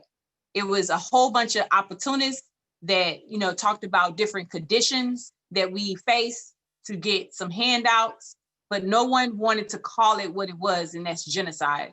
And, we were able to do that. And it was very, very, very, very powerful. On the last leg, President Yejide, that we were in DC where they did the press conference, and she was on the ground and had her ears to the streets and found out exactly where the press conference was going to be. Because at this time, they were tired of us. They was tired of running into us every place they went. We were there. And so when we got to New York, When we was leaving Chicago, they said, we're gonna bust your heads if you come to New York. Well, we showed up in New York and the police showed up too. And Deputy Chair Onizane Yeshatella was in New York with us. You know, so it was powerful. So many people participated in the encampment tour, you know, that came in and participate. And so let me continue. So, you know, we had the encampment tour. It was very, very powerful, what we were able to do. And like I said, yesterday had her ears to the streets. And so we found out about that press statement, the press conference that they were having. But they said that you couldn't get in unless you had a pass. But, you know, we have the Burning Spirit newspaper, you know what I'm saying, the contending and dual power. And so we were able to send one person in as the media. And the one person that went in, you know, was able to bring one person, a worker with her. And so we decided that I would go. And we had said early on, we had our line, we knew what we had to say. And so when they passed it to her, because you know, they looked at clean and stuff, so they passed it to the one question to her, she threw it to me, and we were able to really bust it open and say, you know, we charging America with genocide. And then coming out of that, you know, the United Nations report that they released after getting the testimony is they put a lot of emphasis on that America need to pay African descent reparations. And it came from a lot of the work that we did. And we organized families, all kind of families came and met us on this tour in various different cities. We organized them to come to give their testimony that had no idea that the United Nations was going to be there. And they were able to testify. And we called on other people in the African community to come and give their testimony if the United Nations working group didn't want to hear it, we did. So it was powerful, very powerful. And we also, early on in the African Shore genocide, went into Flint, Michigan with the water crisis. And we took lots of water, we had donations and waters, but the people were more interested in the African Shore genocide petition than the water, because they said that every famous person, every person have came into Flint, Michigan to bring water and then leave after they take their pictures. But what y'all brought was way more than just water, but you just reminded us that it's somebody that care and understand that this is not our fault, that they are committing genocide against us because we're African. And they really appreciated the African Shores genocide petition. And we were able to do some amazing work in Flint, Michigan, you know, getting signatures and taking this message of saying that we know that this is genocide with the crisis of with water in Flint, Michigan. So, you know, in the beginning, you know, this was a very powerful campaign, and it was very important to organize, to win Africans back into political life, to deepen their understanding of this relationship that we have with colonialism, you know, that this is genocide, that we have to call it that. We have to be able to know what that is. We feel it every day, but it's a word to describe. And the charges of genocide is death. And, you know, the demand is reparations. Uhuru. Uhuru. Now, President Yeshide Orunmila of the African National Women's Organization, one of the lead campaigns of ANWO, the African National Women's Organization, is the Arrest CPS campaign. So without further ado, President Yeshide, thank you. Uhuru, thank you so much for having me on today and for this incredible convention that's happening so far from Impedum, and congratulations. So yeah, I want to talk about the Arrest CPS. And for those of you who do not know what CPS means, is Child Protective Services. And we know that in many places throughout the United States, it's called different things. But essentially it's the foster care system and how it impacts Black families and how it tears apart like the whole family dynamic, and how that is right in line with what we understand to be genocide. So in 2016, ANWO got pulled into it because African women were saying to us that this is happening, you know, to them. First, I want to just give a little bit of a history. So we don't detach what's happening right now with African children being taken by the state as something different from the long history of African women becoming unmothered or to having their children kidnapped by colonial oppressors during the times of enslavement and and direct colonialism on the continent of Africa and the United States and different places around the world. So we believe that this state apparatus, which is now positioned to make it seem like it's helping families, is the same institution that came out of that oppression, exploitation, enslavement of African people, and the commoditization of African people, because this is a profiteering sort of thing too when we talk about the stealing of African children. So in 2016, African women came to African National Women's Organization and told us all the things that were happening to them.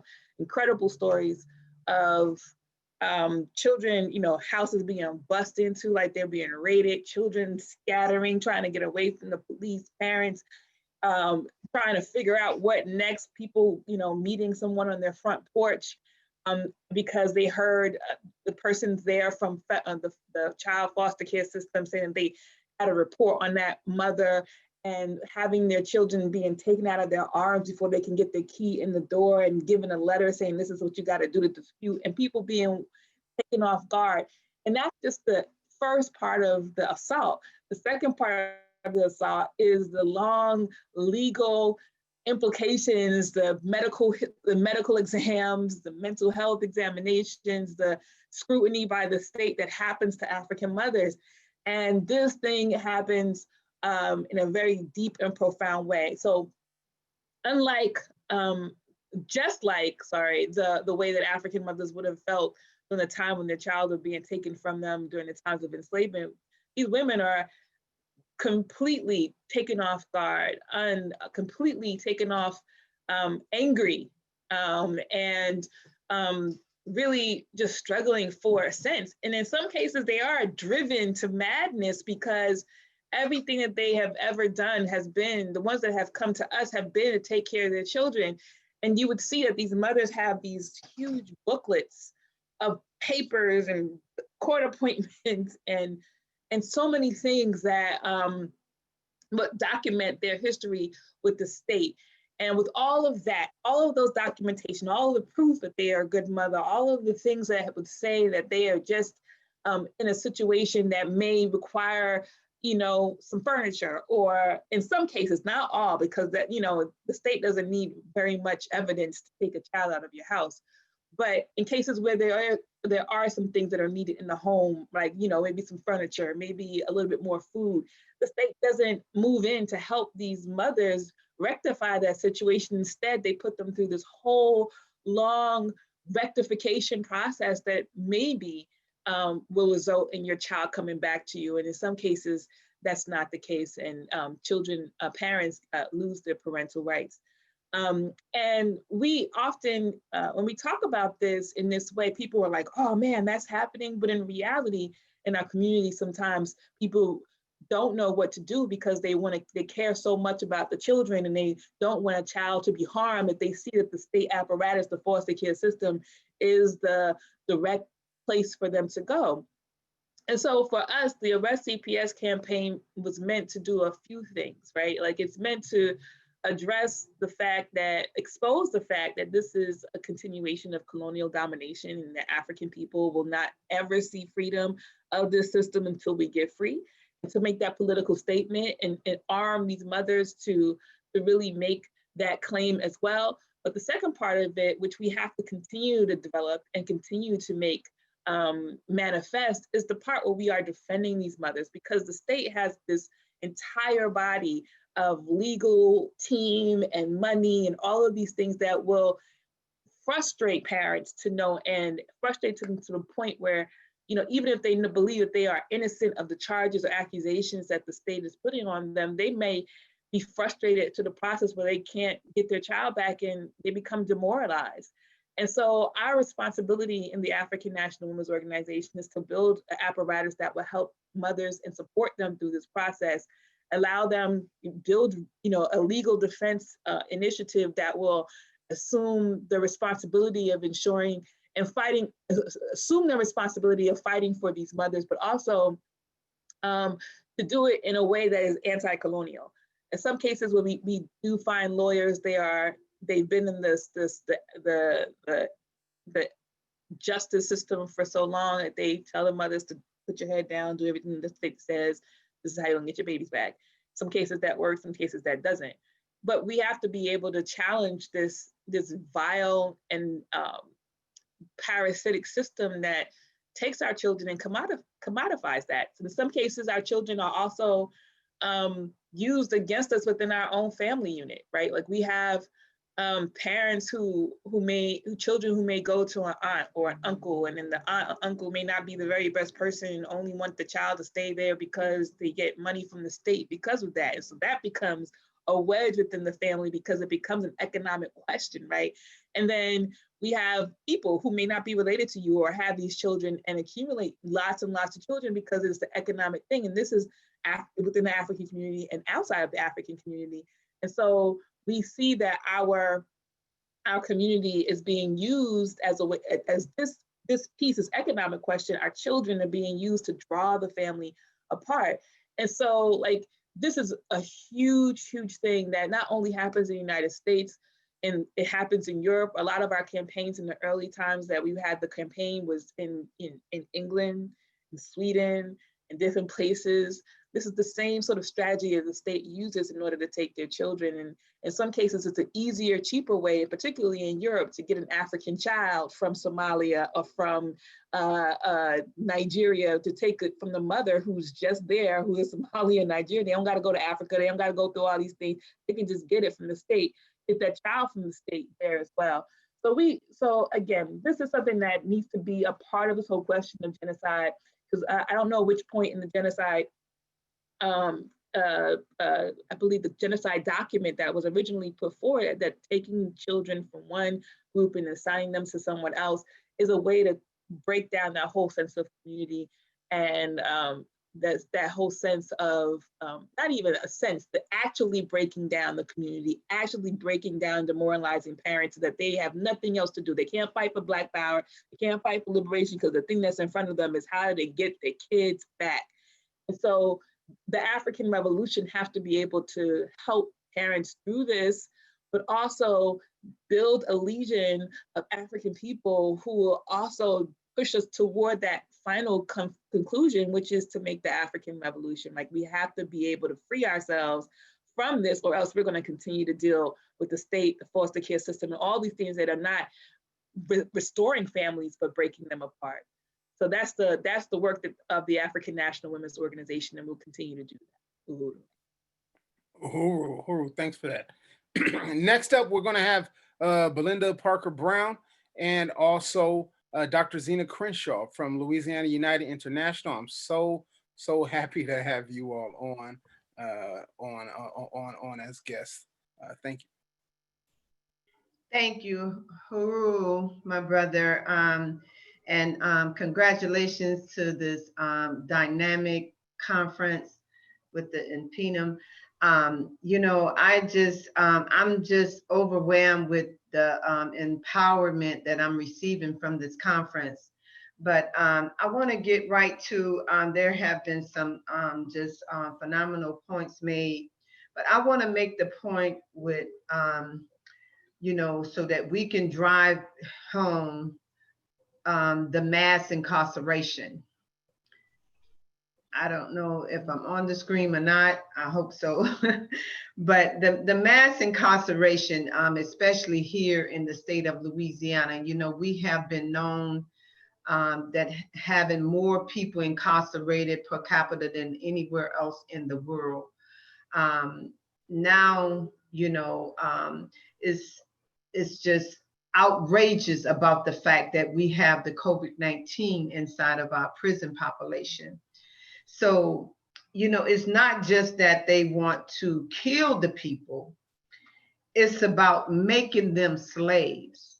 And especially when it comes to Black and brown people, you know, being incarcerated incarcerated to the tune of doing life for just smoking a joint or snatching a purse.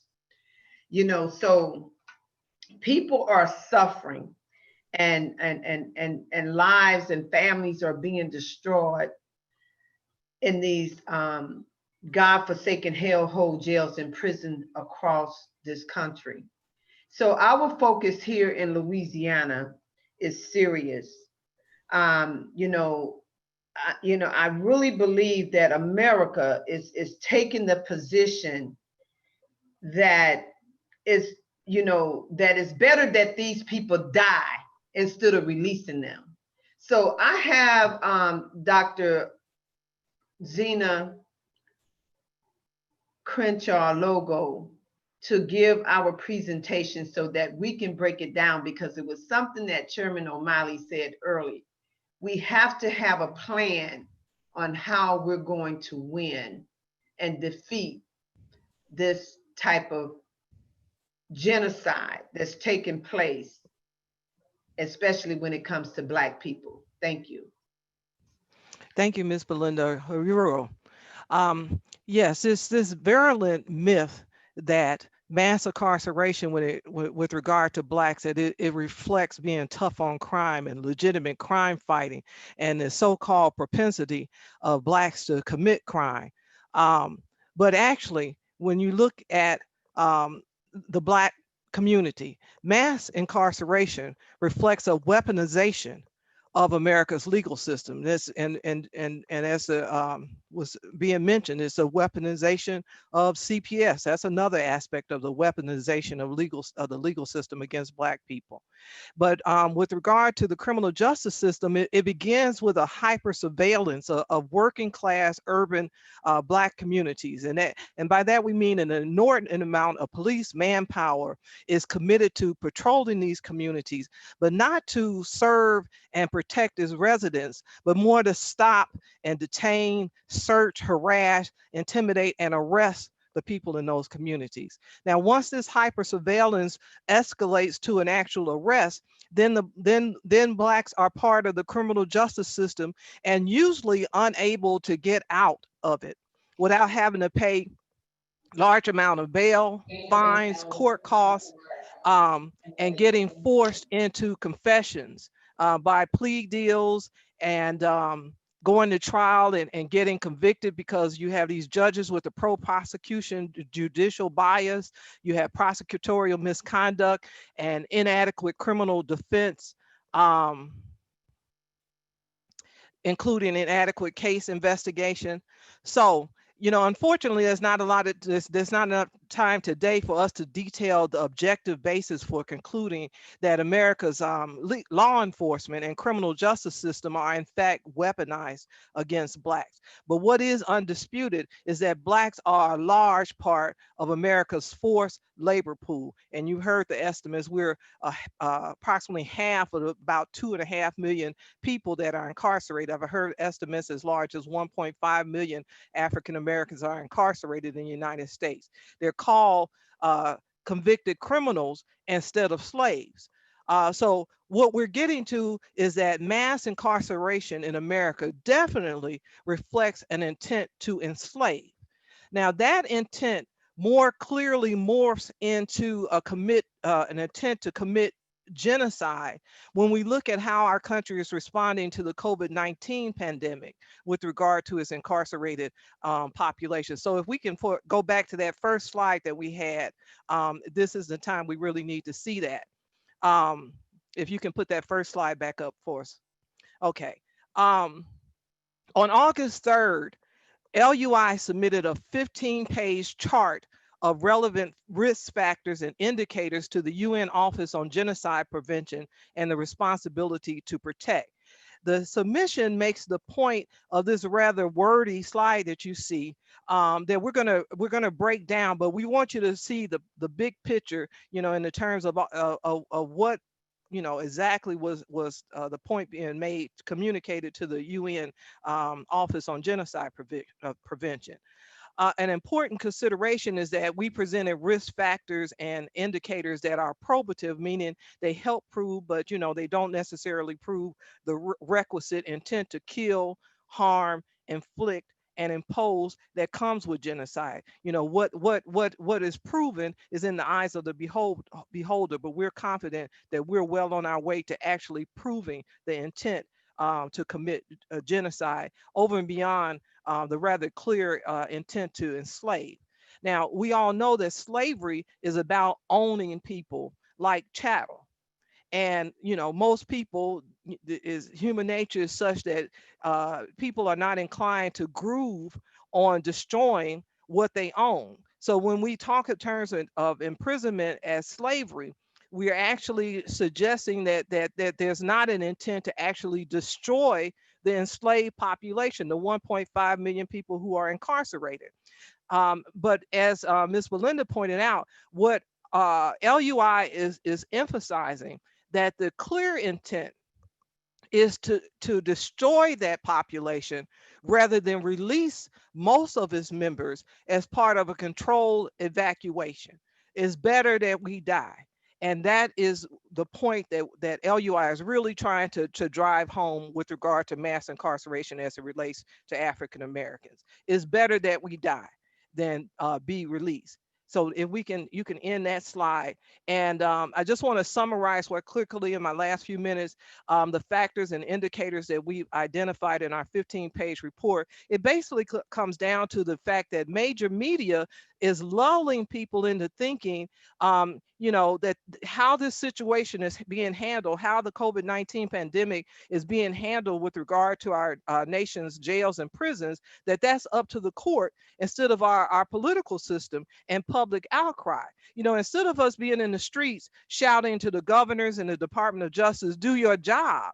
You know, it seems like most of America is sort of like, well, what is their job, you know, with regard to the COVID-19 and the people who are confined, incarcerated? What are the governors and the departments of corrections and the Department of Justice obliged to do? They've got us in that quandary instead of making it clear that, you know, this is intolerable and we don't have to stand for it, and we don't need a court decision to reinforce our right to say, you know, release them all. And that's to the extent that the major media is talking about this subject is at all, because even in this age of all this talk about all this coverage of Black Lives Matter, nobody is really talking or expressing outcry about the COVID-19 and the fact that people are suffering and dying. Okay, so LUI, and if you can get up the last slide for us, LUI has created, because we're going to look at what the path forward is. And so LUI has created a national working group to get set the record straight through public awareness, and we protest, investigation, and prosecution requests, and maybe litigation. So we've got a working group, and we hope that everyone that's part of this conference and will be part of this working group, because we certainly need your guidance that's been long developed with regard to African Americans charged genocide. You see on the slide are addresses, our web addresses. The first one is to the Louisiana United website. If you get there, you'll be able to get to our campaign to fight COVID-19 death chambers.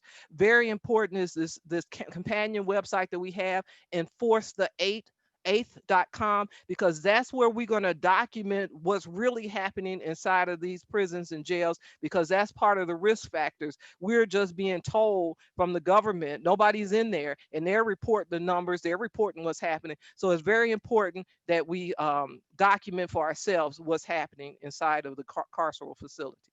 Thank you. Yes, and with that note, you know, because you know, I just want to say, and we're done, that thank you, Dr. Zena, excellent job presenting the real facts of what's going on. We know for a fact that they're lying to us here in Louisiana, and it's going to be very important that we organize and mobilize to you know, be a part of the working group so that we can connect with other states across the country to let them know that their governors are obliged to do a controlled evacuation and get these people out of this fiery furnace and this deadly coronavirus that people are dying from. Thank you. Uhuru, thank you for that. And that presentation directly relates to the next presentation we have coming up. Let's bring up Jamie Wilson. Jamie Wilson is a member of Impedum San Diego. She's also a on the ground activist, actively fighting against all forms of containment of African people. The containment that we see in the prisons is directly connected to the containment that we see by way of gang injunctions, gentrification, gang documentation. So Jamie's going to bring just a little bit of light towards that local struggle which she is involved in here in San Diego. So without further ado, we have Jamie Wilson in Impedum San Diego. Uhuru, let me know if you can you hear me? Mm-hmm. Okay. So I'm glad that Dr. Zena Crenshaw has started talking about the hyper surveillance in our communities, in Black and Brown communities. We have a problem with the discrimination of gang members and a lot of tools that are being used to discriminate against gang members that are an actual form of genocide. And I thought this was something that was happening all over the country. And I went to Arizona to talk about gang documentation, gang injunctions, gang enhancements. And it seems like it's mainly in California. So there's a lot of people that don't know that this is going on here with us in California. So we have what they're using. We have gang documentation, which is it's a database where they actually document our children, men, women as gang members. And that later qualifies you for a gang enhancement at any sentencing, or it qualifies something to be an actual crime for you that wouldn't be a crime for a non-gang member. Then we have gang injunctions, and those are blanketed rules, and it's like a form of parole or probation, but it's indefinite for entire sets here in California. And with those, the genocide comes from within the gang injunction. It X's out entire areas where that a gang member is not allowed to live at. And so unless your whole family can afford to move out of the community, that one individual leaves by himself. So we have a husband, a father, a brother who is being forced to leave his home and leave his neighborhood and leave his family because of a gang injunction. And this is legal, and you don't have to have ever committed any type of crime to be on a gang injunction. You don't have to have ever committed a crime to be documented as a gang member. There aren't qualifications for these things, but they're being ignored. It's almost 100% Black and brown. And so the gang enhancements will add, it'll double, triple your sentence if you do commit a crime and you get a gang enhancement with it. So we have a lot of people doing 25 years when their base conviction, their base sentence was 4 or 5 years, but they've got a 10-year enhancement for being a gang member and a 10-year enhancement for, could be a type of gun used or anything along those lines. But it's tearing families apart physically by way of incarceration. So we're losing people to the system, and then with the gang injunctions, we're physically losing people because they have to leave the community. They're not allowed to be in there. It says that they can't live in that area, they can't walk through that area, and this is causing mental health issues for the people left behind. Besides that individual who has is being directly affected by it, you have the families left behind, the mothers, the wives, the children, and these mental health issues lead to physical health issues. This breaks down your life expectancy. We have stressed out, we're stressed out. there's a lot that comes along with this. And I see people eat it up and they accept it. As soon as someone says gang member, nobody seems to care what type of a sentence they get or what happens to them after that. So the media will, the police will give the media information and say it was a gang related crime, it was a gang member who did this. And the second the media says that, it's like everybody just kind of closes their book, they don't care anymore. So it's going on and it's still going on and it's accepted, and we're seeing it accepted within the community. Even within our communities, people are turning their backs on gang members. So this discrimination of anything that has to do with gang member, gang documentation, gang enhancements is most definitely a form of genocide here in California. I'm not too familiar with how it's affecting other states. I've heard some stories in other states, but here it's eating us alive, eating our families, our sons, our husbands. It's mostly men. We're missing men out of our communities. We're missing fathers. And then, our kids are being made fun of for not having their father there. There's all these stereotypes that come along with these missing men for the people who are left behind. But they're not looking to the source, the root of all of this. And why are we missing men? Why are we missing the fathers and the husbands? Why aren't they in the home? And a lot of it is coming back to these gang enhancements. So I'm seeing a lot of that here. And the hyper surveillance that was being talked about for gang members, it's the hyper surveillance is legal. So we have the hyper surveillance anyway, we have that off top, and then we have an added legality of it for documented gang members. And it's the surveillance, it's the stops. You've lost your right to your Fourth Amendment rights to any expectation of privacy. So you lost pretty much everything once you become a documented gang member. They can record it all day long and it's still legal.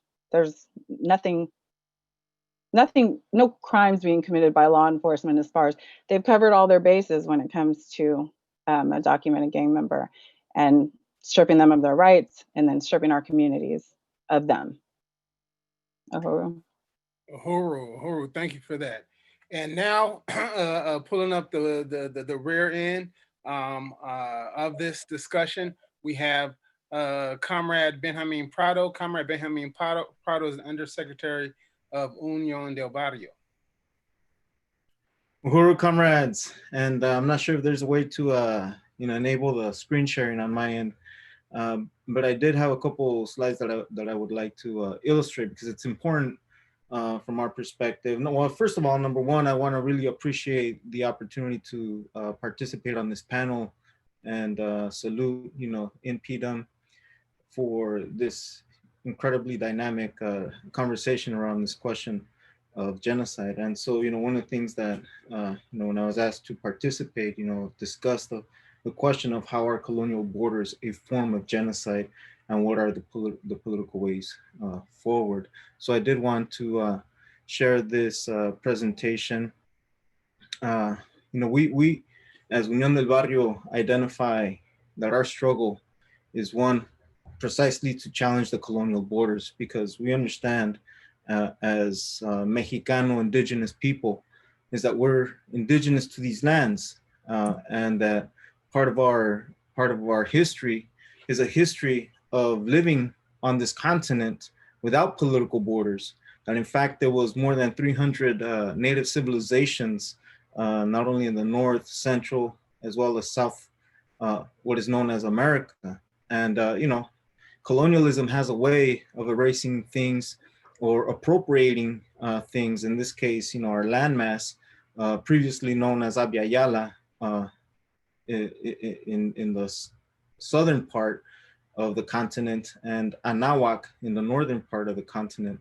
And at the end of the day, it's a continent of native nations, but that was invaded, right? The whole onslaught, the whole colonial oppression that came from Europe that established this European settler nation known as the United States was in and of itself a process of genocide, right? The forced dispersal of African people, the kidnapping from the continent of Africa brought here as free labor, as a starting engine for parasitic capitalism. The US expansion under the concepts of the Monroe Doctrine, Manifest Destiny, and US exceptionalism in the current form was and is a process of genocide. The US war with Mexico, 1848 to 1846, where we saw vigilantism and where we saw then the formal US military invade Mexico to expand slavery precisely because Mexico had gained its independence in 1821 through a anti-colonial struggle to kick Spain out, now had to deal with the invasion of northern Mexico, a treaty that has never been respected or even acknowledged as something that the United States should respect, defined the current political border, right? And it was defined precisely through military invasion, war, and occupation. And if we see the expansion of settler colonialism on our lands, we see that the native population numbering at least 10 million in 1492 was dropped to something under 200,000 by the 1900s. And it wasn't only this invasion, this massive invasion of our lands through what we understand as imperialism, neoliberal trade agreements that sucked economic resources from our lands, from Central and even from Mexico in particular. We saw the country that in fact introduced corn to the world, right? Mexico, the Mexican now became dependent on US imperialism because of this massive machineries that they had and these economic policies that made it difficult for even our working class people, the indigenous peoples who have a concept of communal land holdings, were undermined through these economic policy where, you know, US subsidies and US tax credits flooded Mexico with US grown corn and forced many of our families in Mexico to find a job, migrate, and leave their homes where they grew their food, house their families, and put clothes on their backs, had to then migrate and find a way to live under this economic neoliberal trade agreements, right? And we see the poverty that came from these economic imperialism, where instead of it uplifting and ensuring a standard of life that is sustainable, that allows families to live, we saw massive amounts of poverty come as a result of this parasitic economic free trade agreements. And those that didn't agree with this free trade agreement saw economic coups in the form, not only economic, but military coups in the form of invasions, wars, and occupations of our countries in Central America, Latin America, throughout the Americas. And we saw at least 60 US imperialist wars that overthrew progressive socialist governments. Yesterday, September 11th of 1973, the coup against Salvador Allende. Just this past November of 2019, the coup against Evo Morales in Bolivia, right? And why in these countries? Because in these countries, you saw massive amounts of natural resources in the form of copper, in the case of Chile, or in Bolivia, massive amounts of nickel, and that's not needed for even cell phones and all kinds of different products that we use today.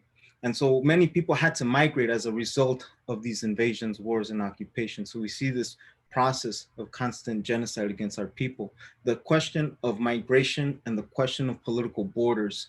In 1994, the building of walls, of border walls, forcing migrants, people who are leaving this massive destruction in the economic or even the military occupations, people who are crossing mountains and deserts because they're building these border walls in urban areas, pushing migration out into mountains of deserts. We saw this war against our people result in massive amounts of death. And when we talk about war in all of its dimensions, right, we're talking about people dying at the border, right? We're talking about, young children being shot, being killed by Border Patrol. Um, we see children dying in detention centers, people being tortured and killed by border agents. We see also these massive centers, concentration camps that are prisons, open air prisons even, where families, entire family units are being kept. And not only that, but we also see how children are being separated as a matter of this immigration colonial policy of separating young children as young as 3 years old from their parents, many of their parents even being deported. These children being then put up into adoption centers so that even white families who adopt them, and what was being mentioned earlier by Comrade Yejide, in terms of the family, these children then being put up for adoption and families getting money for having these children in their home. Children that will never see their parents again because even the US government doesn't care about even tracking where they end up. We see a situation of massive persecution in the form of Border Patrol terror, ICE, Immigration and Customs Enforcement, where they terrorize our families. They sit on the side of roads here in San Diego. They pull people over based on how they look. They come into our communities, racially profiling us, to the point of slamming us on the ground, a complete forms of humiliation in front of our own families, shutting down borders, using stun gun, as a form of psychological warfare. We see that they come even to our homes. They stopped doing that as a tactic, and these Immigration and Customs Enforcement wait outside in the public right of way to pull people over. But one of the things that we've seen is that even though they change their tactics, the outcome continues to be the same, going after working class people, even in their places of employment, whether it be supermarkets, bakeries, even in the fields, right?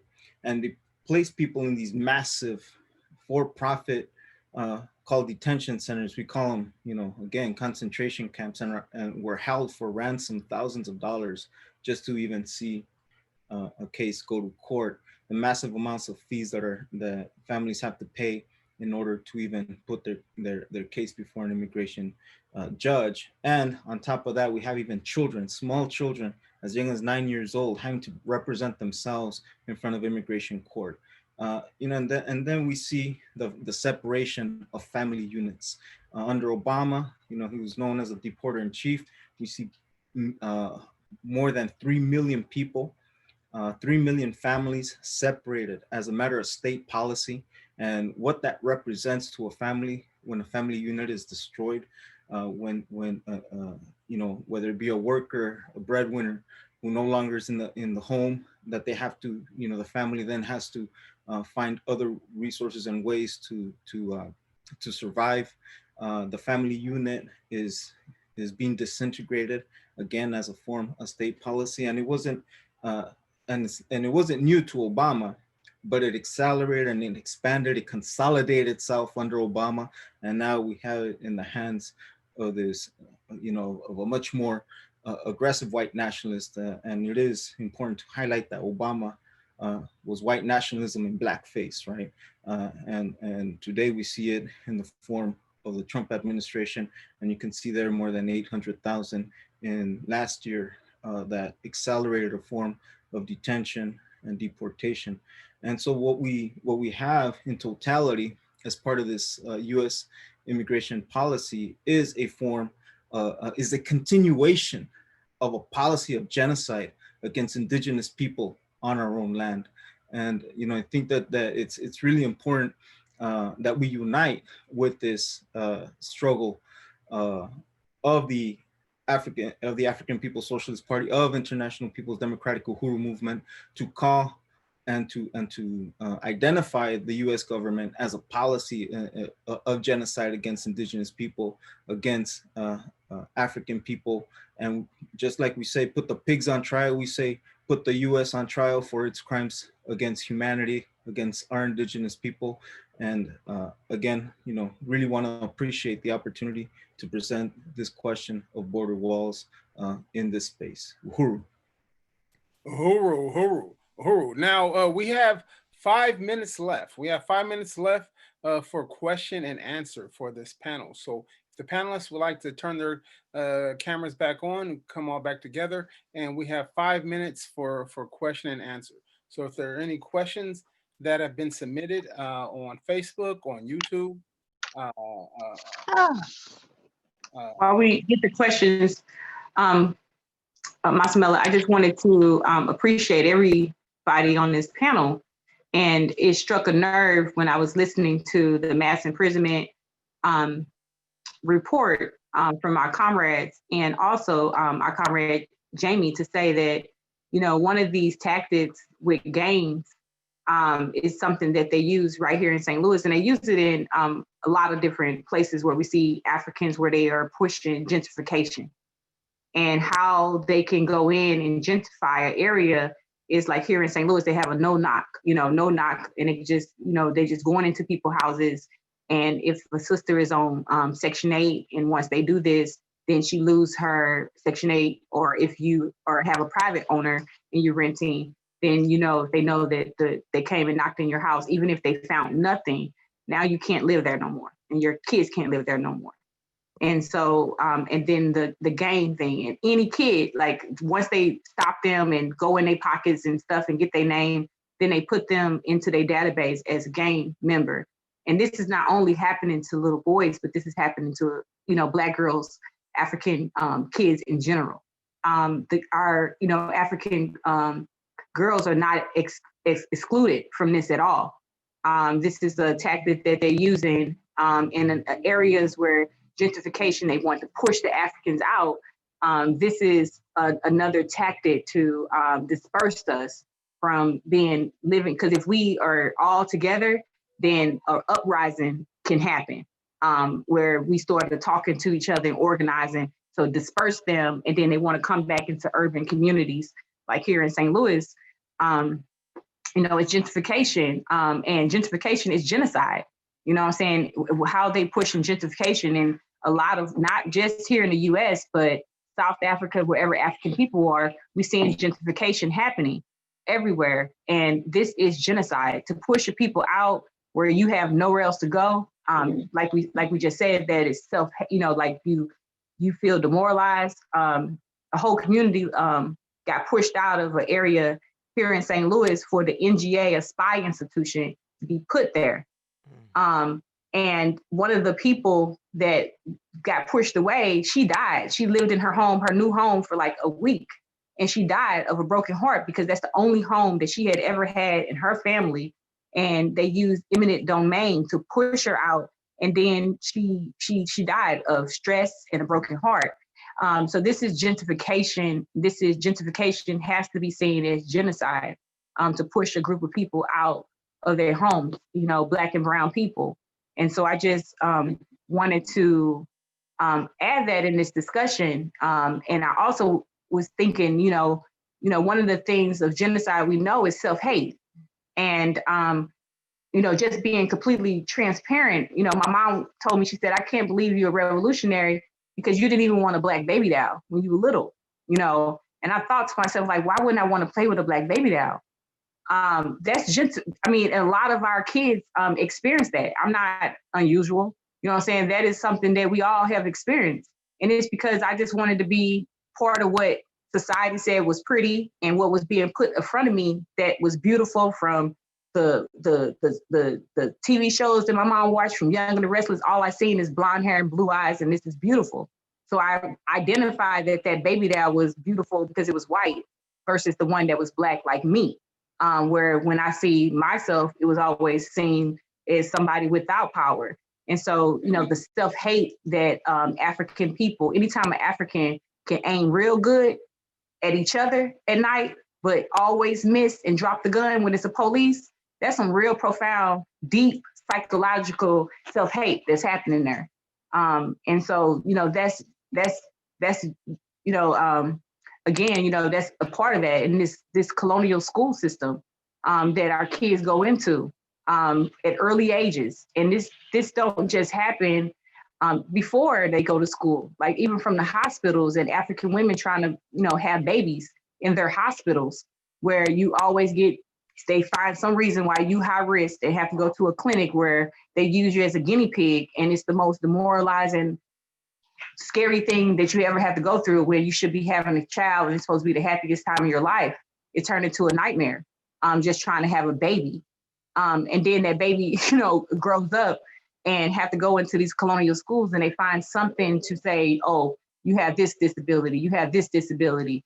And more literacy issues in our community exist because of these colonial schools. So we have so many young people that, you know, graduate from high school that don't know how to read, et cetera. So these are all forms of symptoms of a real corrupted system, and this is genocide. Uhuru. Uhuru. Let's see if we have any extra questions. Margaret Summers, and we've run out of time for the panel, but I'm guessing we could take just a couple more questions. Yeah. Margaret Summers says, I was listening to the discussion on gangs, where there are gangs who are really vicious and will prey on whomever. What can be done about them?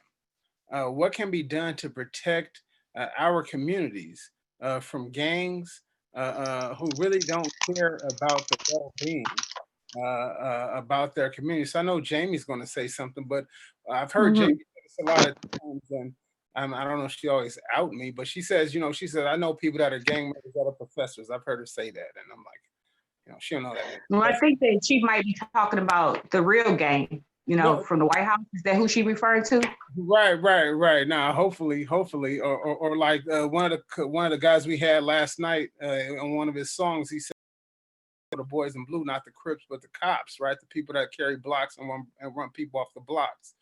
You know, so I mean, you know, stuff, right? So Jamie, I saw you like you were going to answer that question. Can you give her a brief response to that question? Because I know that's a common refrain that's thrown at people. And that's the exact mindset that they're feeding and people are eating. We don't have a problem with gangs and gang members. We have a problem with the lack of resources in our communities that happen to include and involve a culture of gangs. It's not the gangs. It's everything so much deeper than the brief amount of time that I have right now to explain that. But bring the resources to our communities. Give us what everybody has in every other community. Right, exactly. So we're talking about a system of counterinsurgency, Right. And this is a part of the strategy of counterinsurgency, and part of that strategy of counterinsurgency is a misinformation campaign as well. So thank you, Jamie, for that. Let's get how much more time do you think, Prez? Let's take 5 more minutes. Okay. I think we got 5 more minutes. This is the last panel of the day, and I think this discussion is very important. So I want to allow people an opportunity to ask questions. Is that okay with all the panelists? So the question is horizontal violence genocide? Can I answer that? Yes. Horizontal violence is genocide. Horizontal violence is still state violence. You know, Africans that experienced, you know, I lost, you know, loved ones to horizontal violence.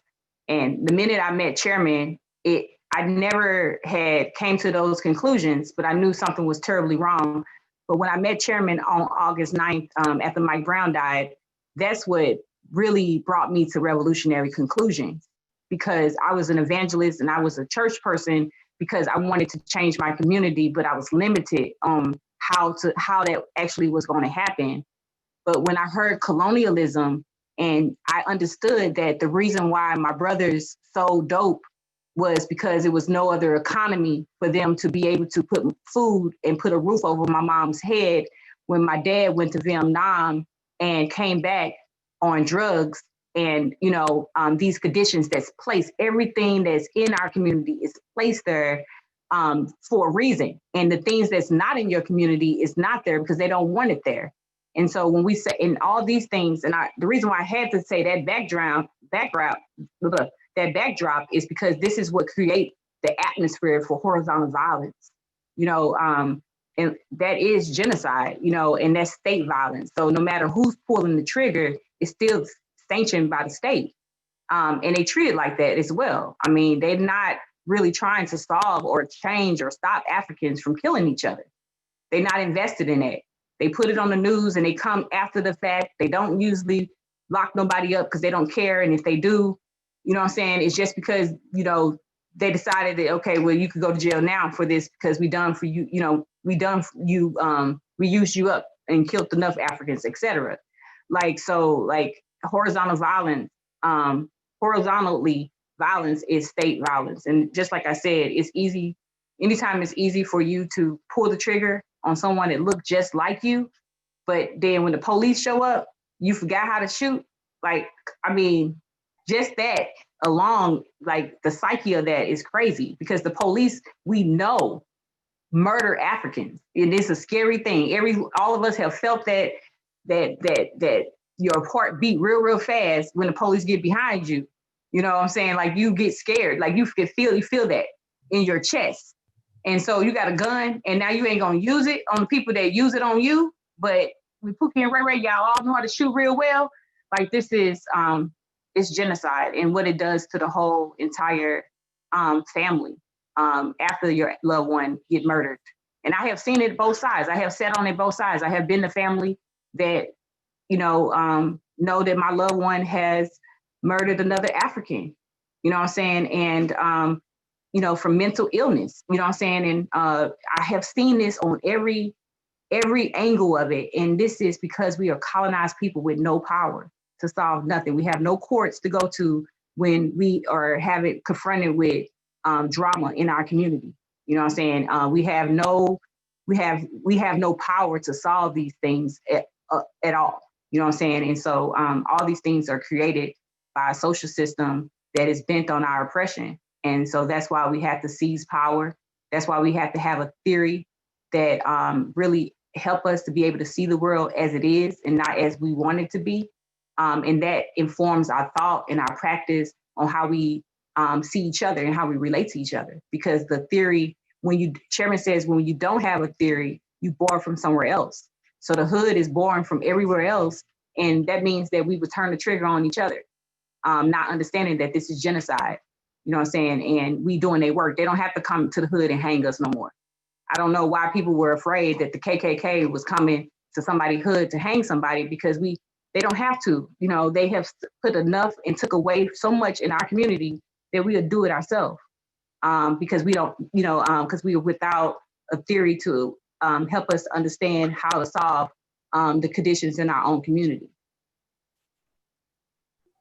Uhuru, did any other one of the panelists want to give us one last response? I think I see Belinda. Thank you. Yes, you know, I would like for Dr. Zena to speak to that, because one of the important things is that when they are, when they're just looking at us to, you know, when you say horizontal genocide, they're looking at us to self-destruct, okay? But, you know, Chairman said it best, that, you know, it's time for us to really, the way he said that we are better. Okay, we are better. And because we are better, then we have what it's going to take for the real change. And that's what we presented here today, you know, with the working group that is going to bring about an energy and a a force that is going to literally hold them accountable, where it would be unfutable and undeniable that all the facts, all the data, data is there. Okay. So Dr. Zena, would you just take a minute to speak to that? Really, Ms. Belinda, everything has been said. I have also often made the distinction between horizontal violence and like law enforcement violence against African Americans, but to just simply characterize it as state violence really is a more succinct way to nip in the bud people who throw up that black on black crime is somehow a justification for state sponsored or state condoned violence against our communities. But yes, everybody has the information, the expertise, and now it's really about coordinating and working together to be to have an effective response to what this oppression, this organized abuse of the legal system and systematic oppression. All right, Uhuru. And Benjamin, let's just hear one final, very brief comment from you, if you would like, and then we can turn it to President Kalambay. Yes, Cameron, I think it's really important. This question of horizontal violence, deals with symptoms of what the problem is, right? And in order to get to the real contradiction, understanding the historical context, that we don't control our labor, our resources, and our land at this particular moment, that's the contradiction that we have to overturn, because like as Comrade Kalambay laid out, right? It's the lack of resources that has been denied us because we actually produce all the wealth, because we are workers and we produce all this wealth for our oppressor, as opposed to working and building the wealth to invest into the African Mexican communities.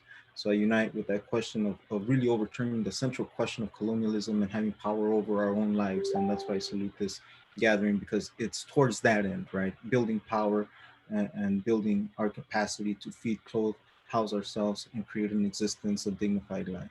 Uhuru. Uhuru. And President Yejide asked to say one quick thing. Well, yeah, I just want to say that when it comes to everything that we're talking about on this panel, sometimes we get lost in our own little cycle, like we're in our little thing, but all these things bleed together. Like when we're talking about mass incarceration and children being taken away, we see that women who might get a ticket or something that might get any contact with the state, she's now prone to have CPS. She has children. She is now prone to have CPS investigate her parenting skills for whatever other thing that she might not have even been convicted of or even sentenced for.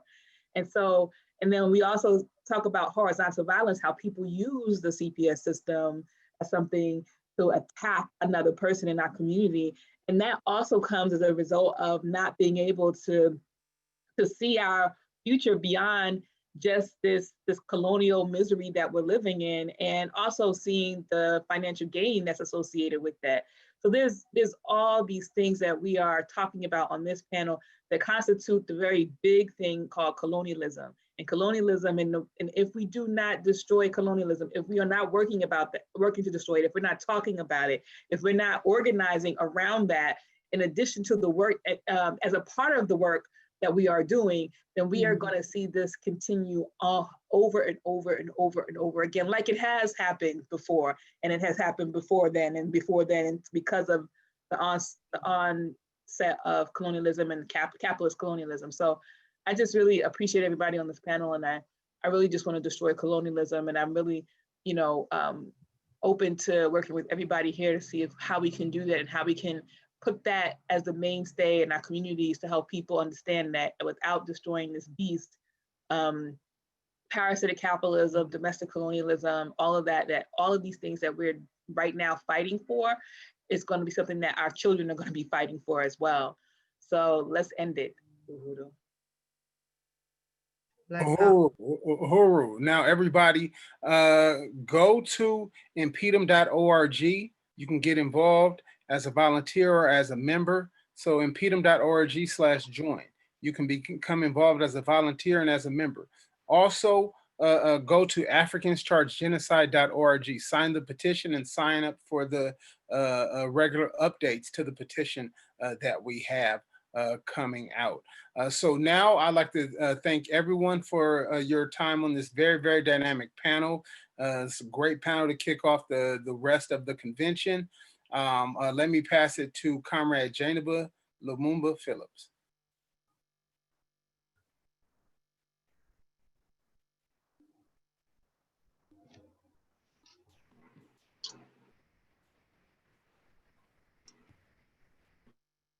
Uhuru,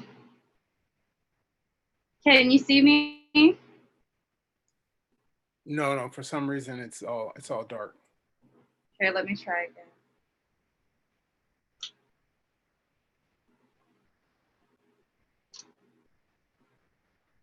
Uhuru, can you see me now? Yes.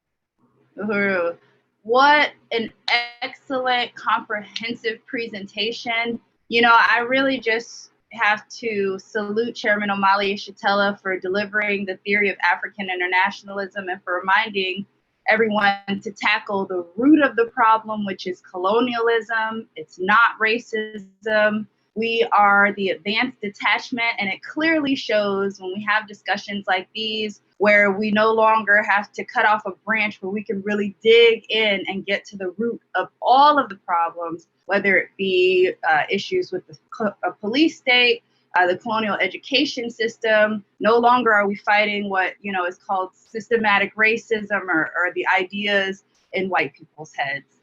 I'm honored to have been your MC for today, and even more honored to reintroduce our President Columbai Antoinette to adjourn day 2 of our convention. Uhuru. President Columbai. Uhuru, Jadala. Before we end, I wanted to come back with an announcement to let everybody know what our total was for today. So I'm going to bring back Comrade Fofi.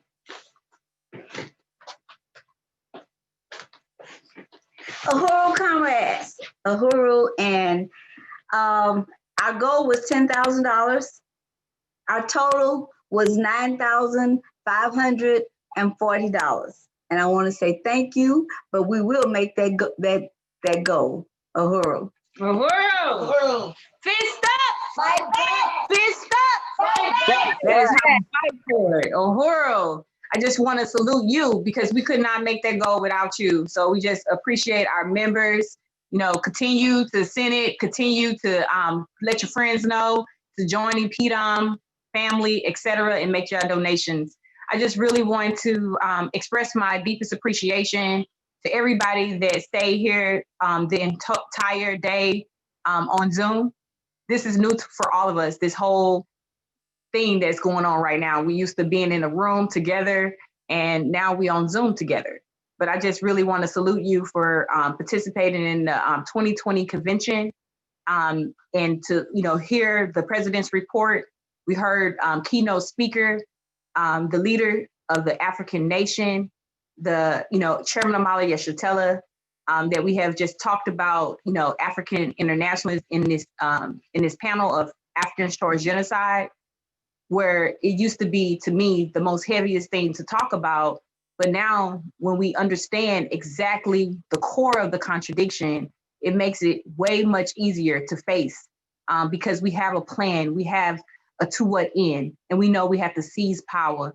And to do that, we have to be under a revolutionary organization. We have to have a vanguard party, the African People's Socialist Party, that leads all of our work, that we work directly under the leadership of the African People's Socialist Party as a mass organization, winning the battle of ideas in the masses, putting the theory in their hands and informing them. That is a Uzi, putting the Uzi in someone's hand. That's what we're doing when we take out African internationalists. So I just really salute this whole convention and all the comrades that have participated. And I really want to salute Director Akile, that is engineering behind the scenes to make it all run smoothly, and her team. We appreciate you. Uhuru, and forward to tomorrow. See you tomorrow. Uhuru. Uhuru. Uhuru. Uhuru. No surrender. No surrender. No surrender. No surrender. One Africa. One Africa. Uhuru. Uhuru. Uhuru.